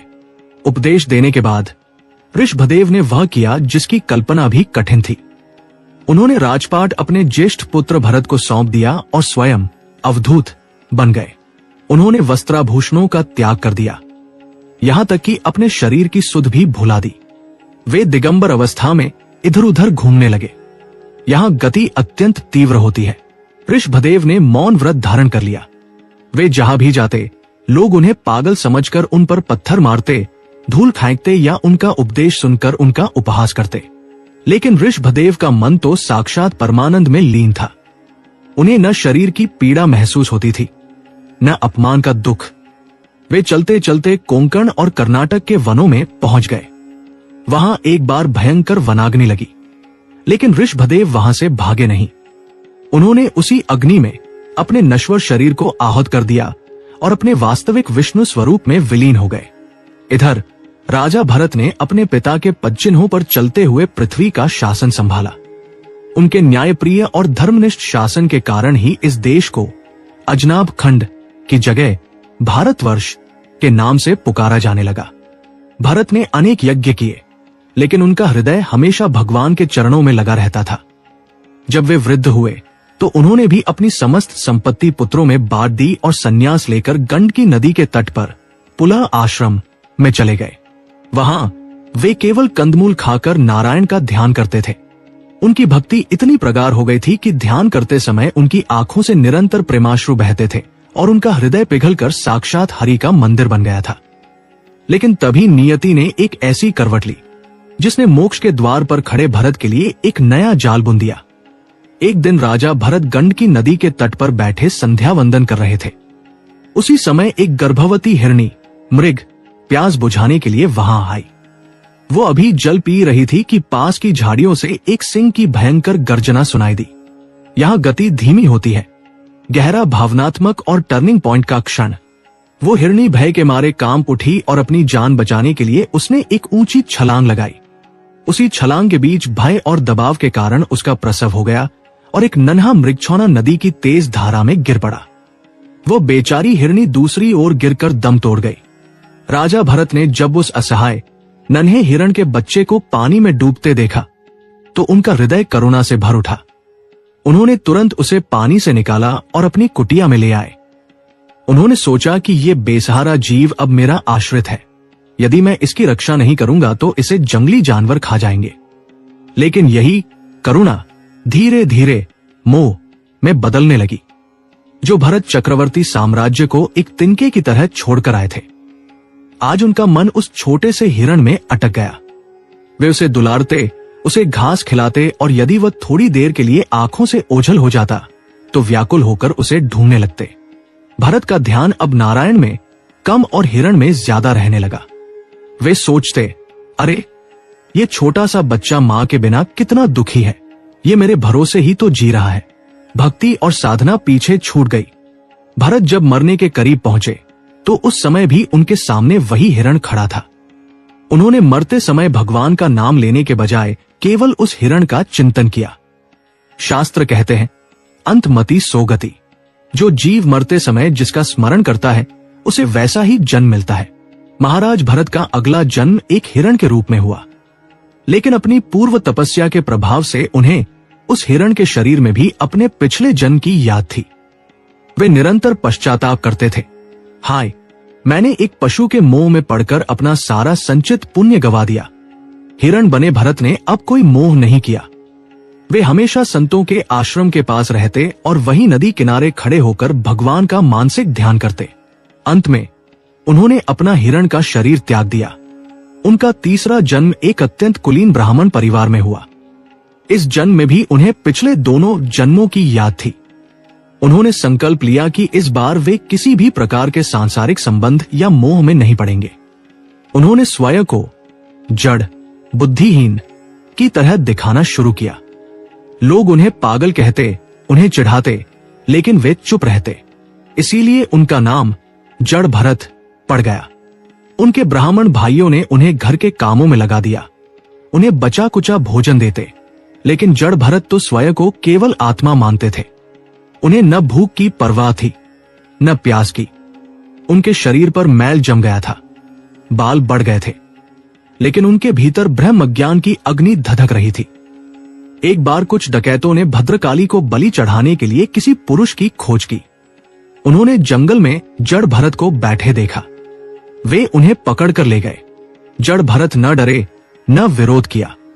जब उन्हें बलि की वेदी पर नहला धुलाकर बिठाया गया और डकैतों का सरदार उन पर तलवार चलाने ही वाला था, तभी एक महान चमत्कार हुआ। साक्षात मां काली उस प्रतिमा से प्रकट हो गई। वे उन डकैतों के अधर्म पर अत्यंत क्रोधित थी।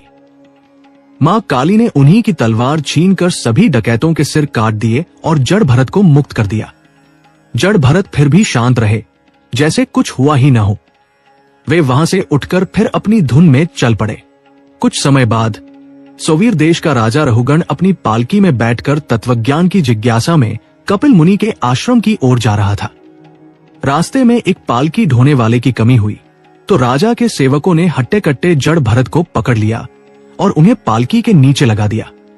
जड़ भरत चुपचाप पालकी ढोने लगे, लेकिन वे जमीन पर बहुत ध्यान से देख रहे थे ताकि उनके पैर के नीचे कोई चींटी या छोटा जीव न दब जाए। इस कारण वे बार बार उछलकर चलते थे, जिससे पालकी हिलने लगी। राजा रहुगण को बड़ा गुस्सा आया। उसने चिल्लाकर कहा, अरे ओ जीवित मुर्दे, क्या तुझे दिखाई नहीं देता? तू थक गया है या तू इतना कमजोर है कि पालकी ठीक से नहीं ले जा सकता? देख, अभी मैं तुझे दंड देकर तेरा सारा आलस्य भगा दूंगा। राजा का अहंकार उसकी वाणी से बरस रहा था। यहां गति धीमी होती है, संवाद और ज्ञान का क्षण। जड़ भरत, जो अब तक मौन थे, पहली बार बोले। उनकी आवाज में वो गहराई थी जो पहाड़ों को हिला दे। उन्होंने शांत स्वर में कहा, राजन, आप किसे दंड देंगे? इस शरीर को। ये शरीर तो मिट्टी है। क्या आप मुझे मोटा या कमजोर कह रहे हैं? आत्मा न मोटी होती है, न पतली, न वह थकती है और न वह मरती है। आप जिसे मैं राजा हूं कह रहे हैं, वो केवल एक पद है जो समय के साथ बदल जाएगा। आज आप पालकी में बैठे हैं, कल आप भी इसी मिट्टी में मिल जाएंगे। ये पालकी, ये शरीर, ये पद, सब माया का खेल है। राजा रहुगण ये सुनकर स्तब्ध रह गया। उसे लगा कि ये कोई साधारण मजदूर नहीं, बल्कि साक्षात ज्ञान का भंडार है। वो तुरंत पालकी से नीचे उतरा और जड़ भरत के चरणों में गिर पड़ा। राजा ने हाथ जोड़कर कहा, हे महापुरुष, आप कौन हैं? क्या आप साक्षात कपिल मुनि हैं जो मेरा भ्रम दूर करने आए हैं? कृपया मुझे क्षमा करें और मुझे इस संसार रूपी जंगल भौटवी का रहस्य समझाएं। जड़ भरत ने तब राजा रहुगण को भौटवी, संसार रूपी वन, का वो प्रसिद्ध उपदेश दिया, जिसमें उन्होंने बताया कि कैसे ये जीव इंद्रियों के पीछे भागते हुए इस संसार के कांटों में उलझ जाता है। कैसे काम, क्रोध और लोभ रूपी डाकू इस जीव की ज्ञान रूपी पूंजी को लूट लेते हैं। उन्होंने बताया कि जब तक मनुष्य साधु संतों के चरणों की धूल अपने मस्तक पर नहीं लगाता, तब तक उसे भगवान की भक्ति प्राप्त नहीं होती। राजा रहुगण का अहंकार पूरी तरह भस्म हो गया और उसे आत्मज्ञान की प्राप्ति हुई। जड़ भरत वहां से फिर विरक्त भाव से चल पड़े और अंततः मोक्ष को प्राप्त किया। शुकदेव जी बोले, राजन, भरत का चरित्र ये सिखाता है कि भक्ति के मार्ग पर सावधानी बहुत जरूरी है। एक छोटा सा मोह भी आपको मीलों पीछे धकेल सकता है। परीक्षित की जिज्ञासा अब शांत नहीं हो रही थी। उन्होंने पूछा, प्रभु, आपने इस ब्रह्मांड और नरक के दुखों की बात की। ये नरक क्या है और जीव वहां क्यों जाते हैं? शुकदेव जी ने तब भूगोल और खगोल का वर्णन किया और बताया कि कैसे मनुष्य के कर्म ही उसे स्वर्ग या नरक की ओर ले जाते हैं। लेकिन क्या होगा जब एक घोर पापी व्यक्ति, जिसने जीवन भर केवल अधर्म किया हो, मृत्यु की दहलीज पर खड़ा हो? कथा अब उस पापी अजामिल की ओर मुड़ती है जिसे यमदूतों ने पाश में जकड़ लिया था। यमराज के दूत उस पापी को घसीट कर ले जाने के लिए तैयार थे, लेकिन तभी वहां कुछ ऐसा हुआ जिसने स्वर्ग और नरक के नियमों को ही बदल दिया। यमदूत एक ओर से पापी को खींच रहे थे और दूसरी ओर से साक्षात विष्णुदूत प्रकट हो गए। क्या एक पुकार नरक के द्वार बंद कर सकती है? शुकदेव जी अब उस नाम की महिमा का रहस्य खोलने वाले थे।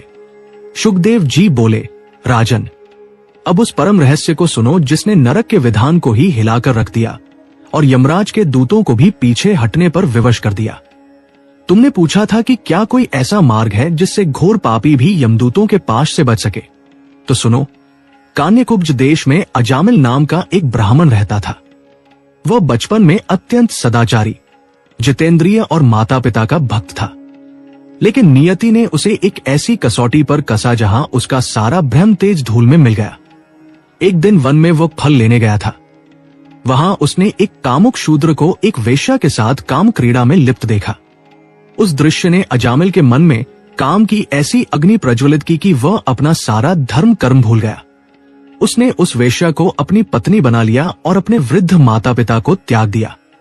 अजामिल ने अपने जीवन के 80 साल चोरी, छल और अधर्म में बिताए। उसके 10 पुत्र हुए, जिनमें सबसे छोटा पुत्र उसे प्राणों से भी प्रिय था, जिसका नाम उसने नारायण रखा था। जब अजामिल की मृत्यु का समय निकट आया तो वह अपने छोटे पुत्र नारायण के साथ खेलने में मग्न था। अचानक उसे अपने सामने 3 अत्यंत भयानक आकृतियां दिखाई दी। यहां गति अत्यंत तीव्र होती है। वे यमराज के दूत थे, काले रंग के, लंबी और मुड़ी हुई नखों वाले, जिनके बाल खड़े थे और आंखों से जलती हुई अंगार जैसी रोशनी निकल रही थी। वे हाथ में भयंकर पाश, रस्सी लिए हुए अजामिल के प्राण खींचने के लिए झपटे।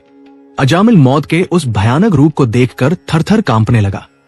उसने डर के मारे अपने पास ही खेल रहे छोटे पुत्र को जोर से पुकारा, नारायण, बेटा नारायण, मुझे बचाओ। जैसे ही अजामिल के मुख से नारायण शब्द निकला, वहां एक अद्भुत चमत्कार हुआ। बिजली की कड़क के साथ 4 दिव्य पुरुष वहां प्रकट हुए। उनका रंग मेघों जैसा सांवला था। वे पीतांबर धारण किए थे। उनके हाथों में शंख, चक्र, गदा और पद्म थे। वे साक्षात भगवान विष्णु के पार्षद थे। विष्णु दूतों ने यमदूतों के हाथों से वो पाश छीन लिया और उन्हें अजामिल के प्राण ले जाने से रोक दिया।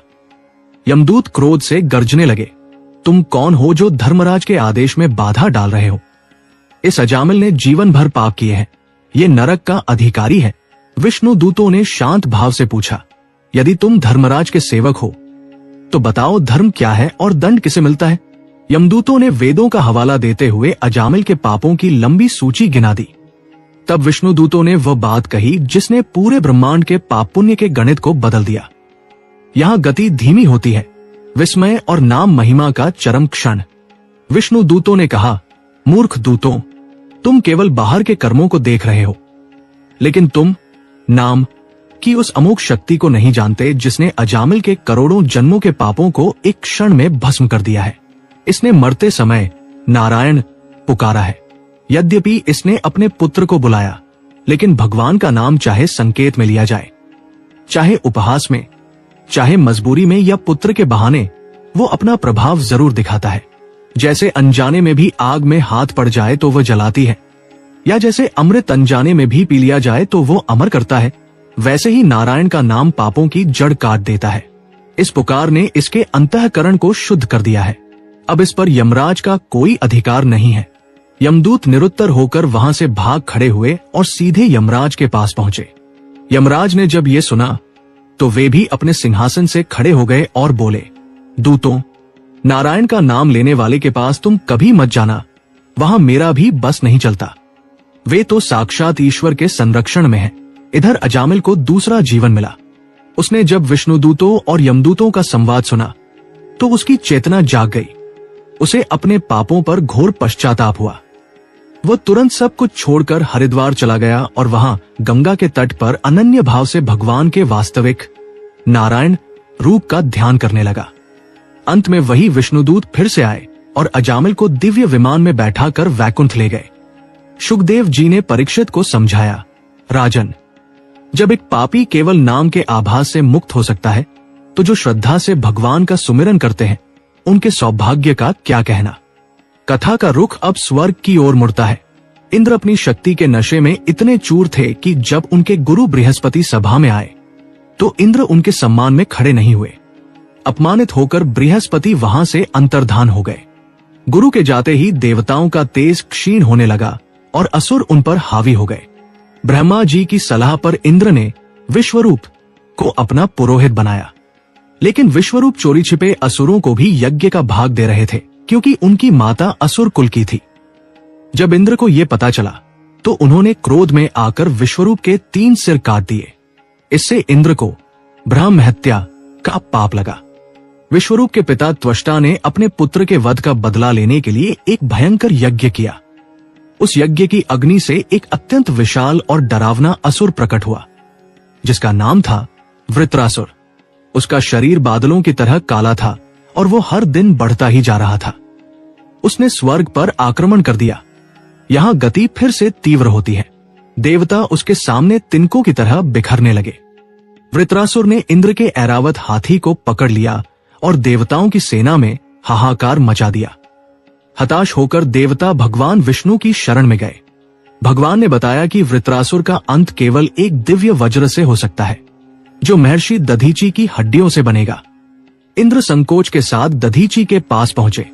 दधीची महान त्यागी थे। उन्होंने लोक कल्याण के लिए हंसते हंसते अपना शरीर त्याग दिया। उनकी पवित्र हड्डियों से विश्वकर्मा ने वज्र का निर्माण किया। इंद्र और वृत्रासुर का महायुद्ध शुरू हुआ। लेकिन यहां एक विचित्र बात देखने को मिली। वृत्रासुर, जो एक राक्षस था, वो युद्ध के मैदान में इंद्र को धर्म और वैराग्य का उपदेश दे रहा था। वास्तव में वृत्रासुर अपने पिछले जन्म में राजा चित्रकेतु था, जिसे पार्वती जी के शाप के कारण असुर बनना पड़ा था। लेकिन उसकी भक्ति नष्ट नहीं हुई थी। युद्ध के बीच वृत्रासुर ने इंद्र से कहा, इंद्र, तुम मुझ पर वज्र से प्रहार क्यों नहीं करते?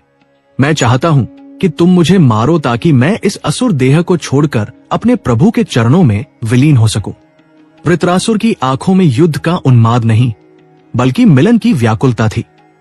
उसने प्रार्थना की, हे प्रभु, जैसे पक्षी के बच्चे अपनी मां की प्रतीक्षा करते हैं, जैसे प्यासा बछड़ा गाय के थन की ओर दौड़ता है, वैसे ही मेरा मन आपकी ओर भाग रहा है। मुझे न स्वर्ग चाहिए न मोक्ष, मुझे तो बस आपके दासों का दास बना दीजिए। इंद्र ये सुनकर स्तब्ध रह गए। उन्हें लगा कि ये कैसा असुर है जो मृत्यु को गले लगाने के लिए इतना आतुर है। वृत्रासुर ने अपना विशाल मुख खोला और इंद्र को उनके ऐरावत सहित निगल लिया। लेकिन इंद्र ने वज्र से वृत्रासुर का पेट चीर दिया और बाहर निकल आए। अंततः इंद्र ने 1 साल तक चले युद्ध के बाद वृत्रासुर का सिर धड़ से अलग कर दिया। वृत्रासुर के शरीर से एक दिव्य ज्योति निकली और भगवान में समा गई। वृत्रासुर तो मुक्त हो गया, लेकिन इंद्र फिर से ब्रह्महत्या के पाप में फंस गए, क्योंकि वृत्रासुर जन्म से ब्राह्मण त्वष्टा का पुत्र था। इंद्र को अपना पद छोड़कर मानसरोवर के कमल की नाल में छुपना पड़ा। कई वर्षों के प्रायश्चित के बाद इंद्र वापस आए। शुकदेव जी बोले, राजन, ये कथा बताती है कि भक्ति किसी कुल या योनि की मोहताज नहीं है। एक असुर भी महान भक्त हो सकता है और एक राजा भी मृग बन सकता है। परीक्षित की जिज्ञासा अब उस महान भक्त की ओर मुड़ रही थी, जिसके लिए भगवान ने खंभा फाड़ दिया था।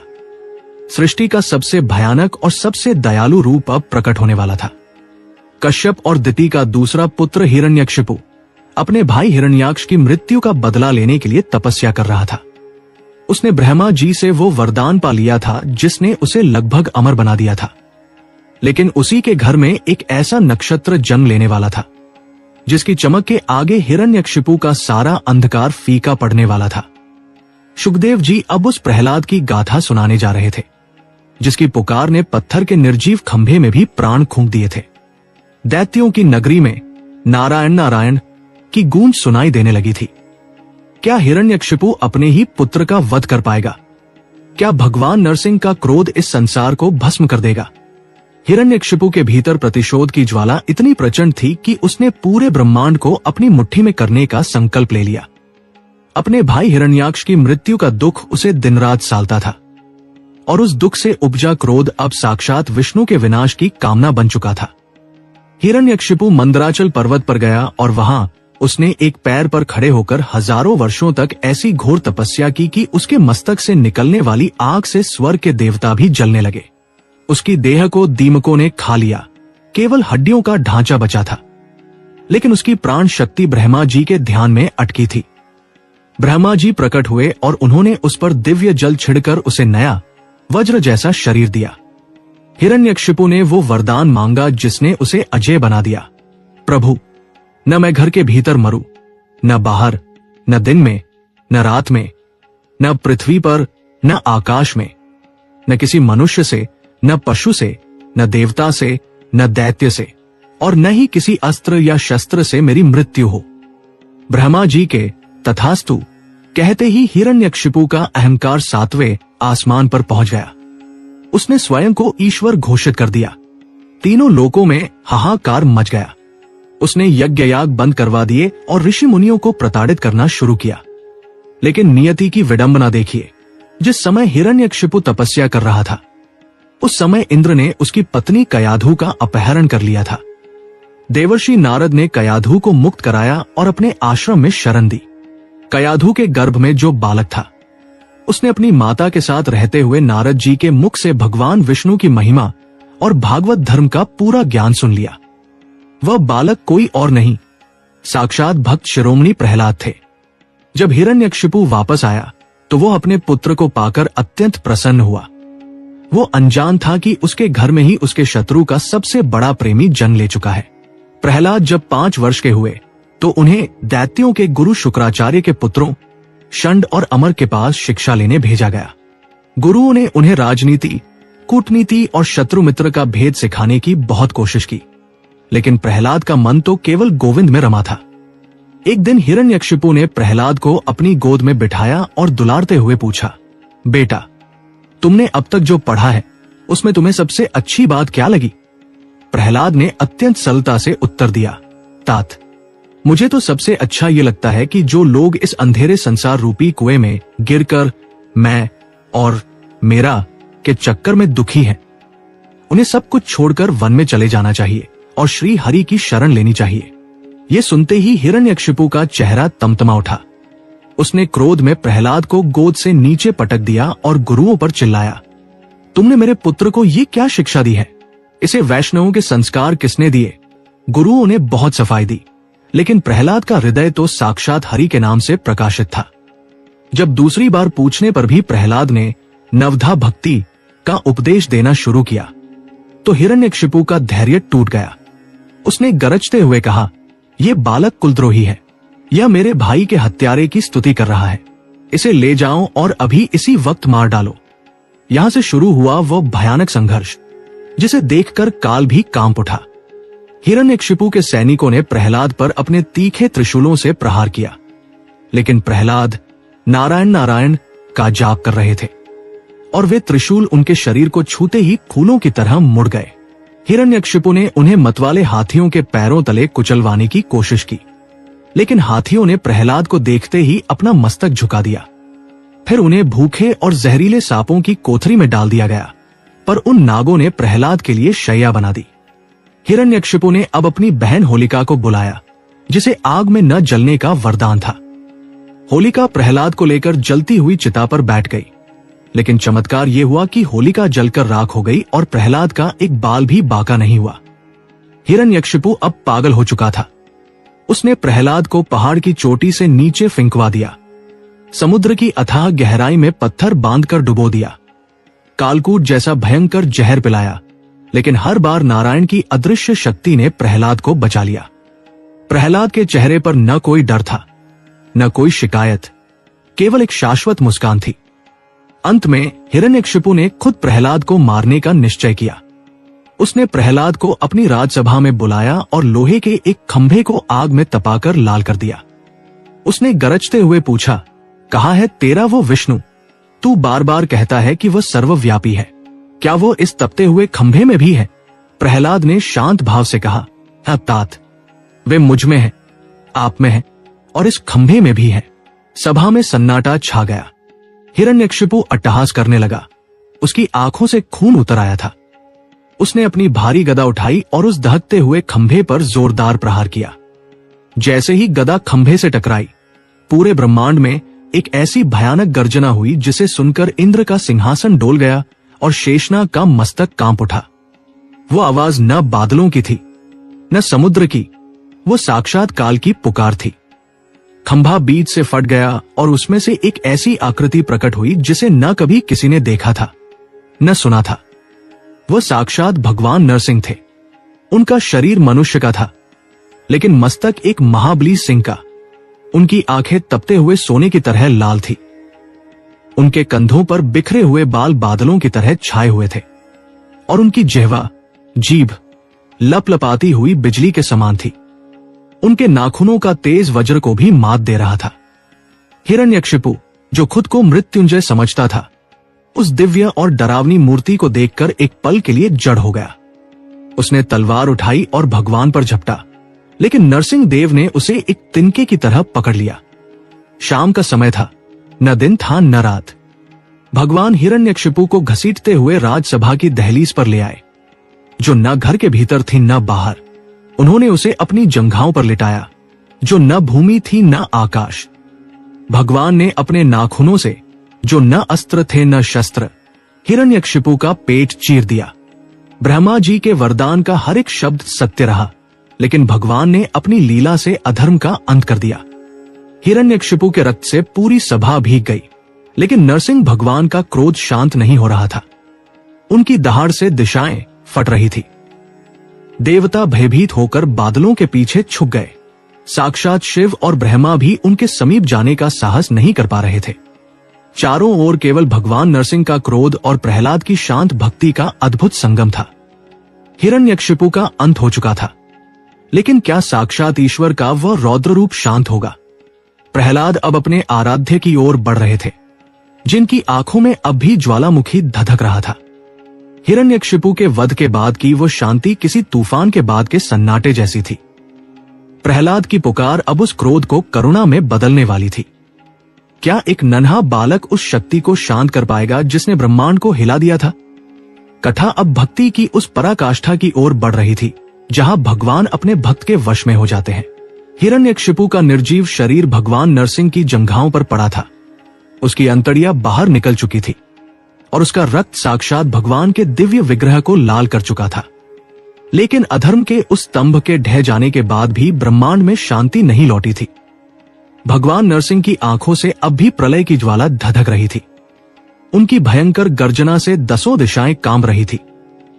आकाश के तारे टूटकर गिर रहे थे और समुद्र की लहरें मर्यादा लांघने को आतुर थी। भगवान का वह रूप इतना विकराल था कि साक्षात काल भी उनके समीप जाने से कतरा रहा था। स्वर्ग के देवता, जो अब तक बादलों की ओट से युद्ध देख रहे थे, हाथ जोड़कर खड़े तो थे, लेकिन डर के मारे उनके पैर कांप रहे थे। इंद्र, वरुण, यम और कुबेर सभी ने दूर से ही स्तुति की, पर किसी में इतना साहस नहीं था कि वह क्रोध से उफनते उस महासिंह के सामने जाकर खड़ा हो सके। ब्रह्मा जी ने भगवान शिव की ओर देखा। महादेव ने मुस्कुराकर संकेत किया कि ये क्रोध केवल साक्षात लक्ष्मी ही शांत कर सकती है। लेकिन जब आदि शक्ति माता लक्ष्मी वहां पहुंची, तो वे भी अपने स्वामी के उस अभूतपूर्व और उग्र रूप को देखकर ठिठक गई। उन्होंने आज तक नारायण का वह रूप नहीं देखा था जिसमें करुणा पूरी तरह रौद्र रस में विलीन हो गई हो। पूरा ब्रह्मांड एक ऐसी ऊर्जा से भर गया था जो सब कुछ भस्म कर देने पर उतारू थी। ब्रह्मा जी ने तब एक अंतिम निर्णय लिया। उन्होंने वहां खड़े नन्हे प्रहलाद की ओर देखा, जो शांत भाव से अपनी आंखों में आंसू लिए अपने आराध्य को निहार रहा था। ब्रह्मा जी ने कोमल स्वर में कहा, बेटा प्रहलाद, तुम्हारे लिए ही प्रभु ने यह अवतार लिया है। अब केवल तुम ही उनकी इस क्रोधाग्नि को शांत कर सकते हो। जाओ पुत्र, अपने स्वामी के चरणों में जाओ। 5 वर्ष का वो अबोध बालक, जिसके चेहरे पर न भय था और न ही कोई संशय, धीरे धीरे उस भयावह गर्जना की ओर बढ़ने लगा। प्रहलाद का हर कदम उस रक्तरंजित भूमि पर पड़ रहा था, जहां बड़े बड़े दैत्य धराशायी थे। जैसे जैसे वह बालक पास पहुंचा, भगवान नरसिंह की गर्जना और तीव्र हो गई। उनके मुख से निकलने वाली ऊष्मा से पत्थर पिघल रहे थे। लेकिन प्रहलाद नहीं रुका। उसने भगवान के उन विशाल चरणों को देखा, जिनमें वज्र और अंकुश के चिन्ह थे और जो अब हिरण्यकशिपु के रक्त से सने थे। प्रहलाद ने अत्यंत प्रेम और करुणा से अपने दोनों हाथ जोड़े और साष्टांग दंडवत होकर भगवान के चरणों में गिर पड़ा। उस नन्हे और कोमल स्पर्श ने जैसे ब्रह्मांड की सारी अग्नि पर शीतल जल छिड़क दिया हो। भगवान नरसिंह, जो अब तक सहार के उन्माद में थे, अचानक ठिठक गए। उनकी लाल आंखों में प्रहलाद का वो मासूम चेहरा प्रतिबिंबित हुआ। भगवान ने नीचे देखा, वही बालक जिसे बचाने के लिए उन्होंने खंभा फाड़ दिया था, आज उनके चरणों में निष्काम भाव से लेटा था। भगवान के भीतर का सिंह शांत होने लगा और पिता जाग उठा। साक्षात परब्रह्म, जिनका अंत कोई नहीं जानता, उस बालक के प्रेम में पिघल गए। उन्होंने अपने विशाल और नखों वाले हाथों से, जिनसे अभी अभी एक दानव का पेट चीरा था, अत्यंत कोमलता से प्रहलाद को उठा लिया। भगवान ने प्रहलाद को अपनी गोद में बिठाया और जैसे एक शेरनी अपने शावक को चाटकर प्रेम प्रकट करती है, वैसे ही भगवान नरसिंह अपनी जीभ से प्रहलाद के शरीर को चाटने लगे। उनके नेत्रों से निकलने वाली क्रोध की ज्वाला अब प्रेमाश्रुओं की धारा बन चुकी थी। भगवान ने अपना वह दिव्य हाथ प्रहलाद के मस्तक पर रखा, जिसका स्पर्श पाते ही प्रहलाद के भीतर का सारा ज्ञान जागृत हो उठा और उसके सारे कष्ट, जो उसके पिता ने उसे दिए थे पल भर में मिट गए। प्रहलाद ने गदगद कंठ से भगवान की स्तुति करना शुरू किया। प्रहलाद के शब्द साक्षात वेदों की ऋचाएं बन गए। उसने कहा, हे प्रभु, आप न तो कुल से प्रसन्न होते हैं, न रूप से, न धन से और न ही ज्ञान से। आप तो केवल अनन्य भक्ति से प्रसन्न होते हैं। मेरे पिता ने आपके विरुद्ध जो भी किया वो उनका अज्ञान था। मैं आपसे स्वर्ग नहीं मांगता, नहीं मैं इस लोक का वैभव चाहता हूं। मैं तो केवल ये चाहता हूं कि मेरा मन हमेशा आपके चरणों का भ्रमर बना रहे। मुझे उस नरक से डर नहीं लगता जहां यातनाएं दी जाती है, बल्कि मुझे उस संसार रूपी नरक से डर लगता है जहां लोग आपको भूल जाते हैं। प्रहलाद की वाणी में वो परिपक्वता थी जिसे सुनकर साक्षात ब्रह्मा जी भी विस्मित रह गए। प्रहलाद ने अंत में एक ऐसी प्रार्थना की जो केवल एक सच्चा भक्त ही कर सकता है। उसने कहा, प्रभु, मेरे पिता ने अज्ञानवश आपका अपमान किया, उन्हें क्षमा कर दीजिए। भगवान नरसिंह ने गंभीर लेकिन अत्यंत मधुर स्वर में कहा, पुत्र प्रहलाद, जिस कुल में तुम्हारे जैसा भक्त जन्म लेता है उस कुल की पिछली 21 पीढ़ियां और आने वाली 21 पीढ़ियां तर जाती हैं। तुम्हारे पिता जिन्होंने मेरा स्पर्श पा लिया है वे अब परम गति को प्राप्त हो चुके हैं। वे अशुद्ध नहीं रहे। मांगो पुत्र जो तुम मांगना चाहते हो। प्रहलाद ने सिर झुकाकर कहा, प्रभु, यदि आप देना ही चाहते हैं तो मुझे ये वरदान दे कि मेरे मन में कभी भी आपसे कुछ मांगने की इच्छा ही उत्पन्न न हो। निष्काम भक्ति ही मेरा सर्वस्व हो। भगवान प्रहलाद के इस भाव पर निहाल हो गए। उन्होंने प्रहलाद को आदेश दिया कि वह दैत्यों का राजा बनकर धर्म की स्थापना करे और वर्णाश्रम धर्म के अनुसार प्रजा का पालन करे।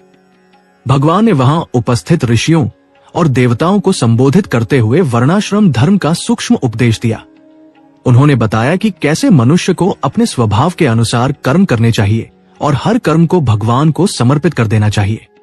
उन्होंने स्पष्ट किया कि भक्ति का मार्ग ही कलयुग के जीवों के लिए सबसे सुलभ और सुरक्षित मार्ग है। इसके बाद ब्रह्मा जी ने भगवान नरसिंह की आज्ञा से प्रहलाद का राज्याभिषेक किया।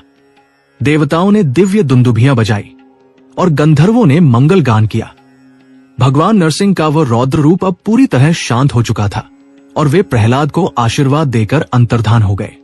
शुकदेव जी बोले, राजन परीक्षित, प्रहलाद की ये कथा मनुष्य को सिखाती है कि यदि विश्वास अटूट हो तो ईश्वर को खंभे से भी प्रकट होना पड़ता है। प्रहलाद ने असुर कुल में जन्म लेकर भी वह पद पाया जो देवताओं के लिए भी दुर्लभ है। परीक्षित के चेहरे पर एक संतुष्टि का भाव था, लेकिन उनकी जिज्ञासा अब और बढ़ गई थी। उन्होंने पूछा, हे गुरुदेव, भगवान के अवतारों की गाथा तो अमृत के समान है। कृपा कर मुझे अब उस कथा के बारे में बताएं जहां भगवान ने एक असहाय प्राणी की रक्षा की थी। मैंने सुना है कि जब एक विशाल हाथी को मगरमच्छ ने पकड़ लिया था तब साक्षात नारायण गरुड़ पर सवार होकर आए थे। वो गजेंद्र कौन था और उसने प्रभु को कैसे प्रसन्न किया? तो भक्तों, भागवत महापुराण का आज का अध्याय यही तक। आगे का अध्याय आप आने वाले अगले सीरीज यानी कि परत 2 में देखेंगे। तब तक के लिए आप सभी का बहुत बहुत धन्यवाद। कमेंट बॉक्स में जय श्री विष्णु जरूर लिखें।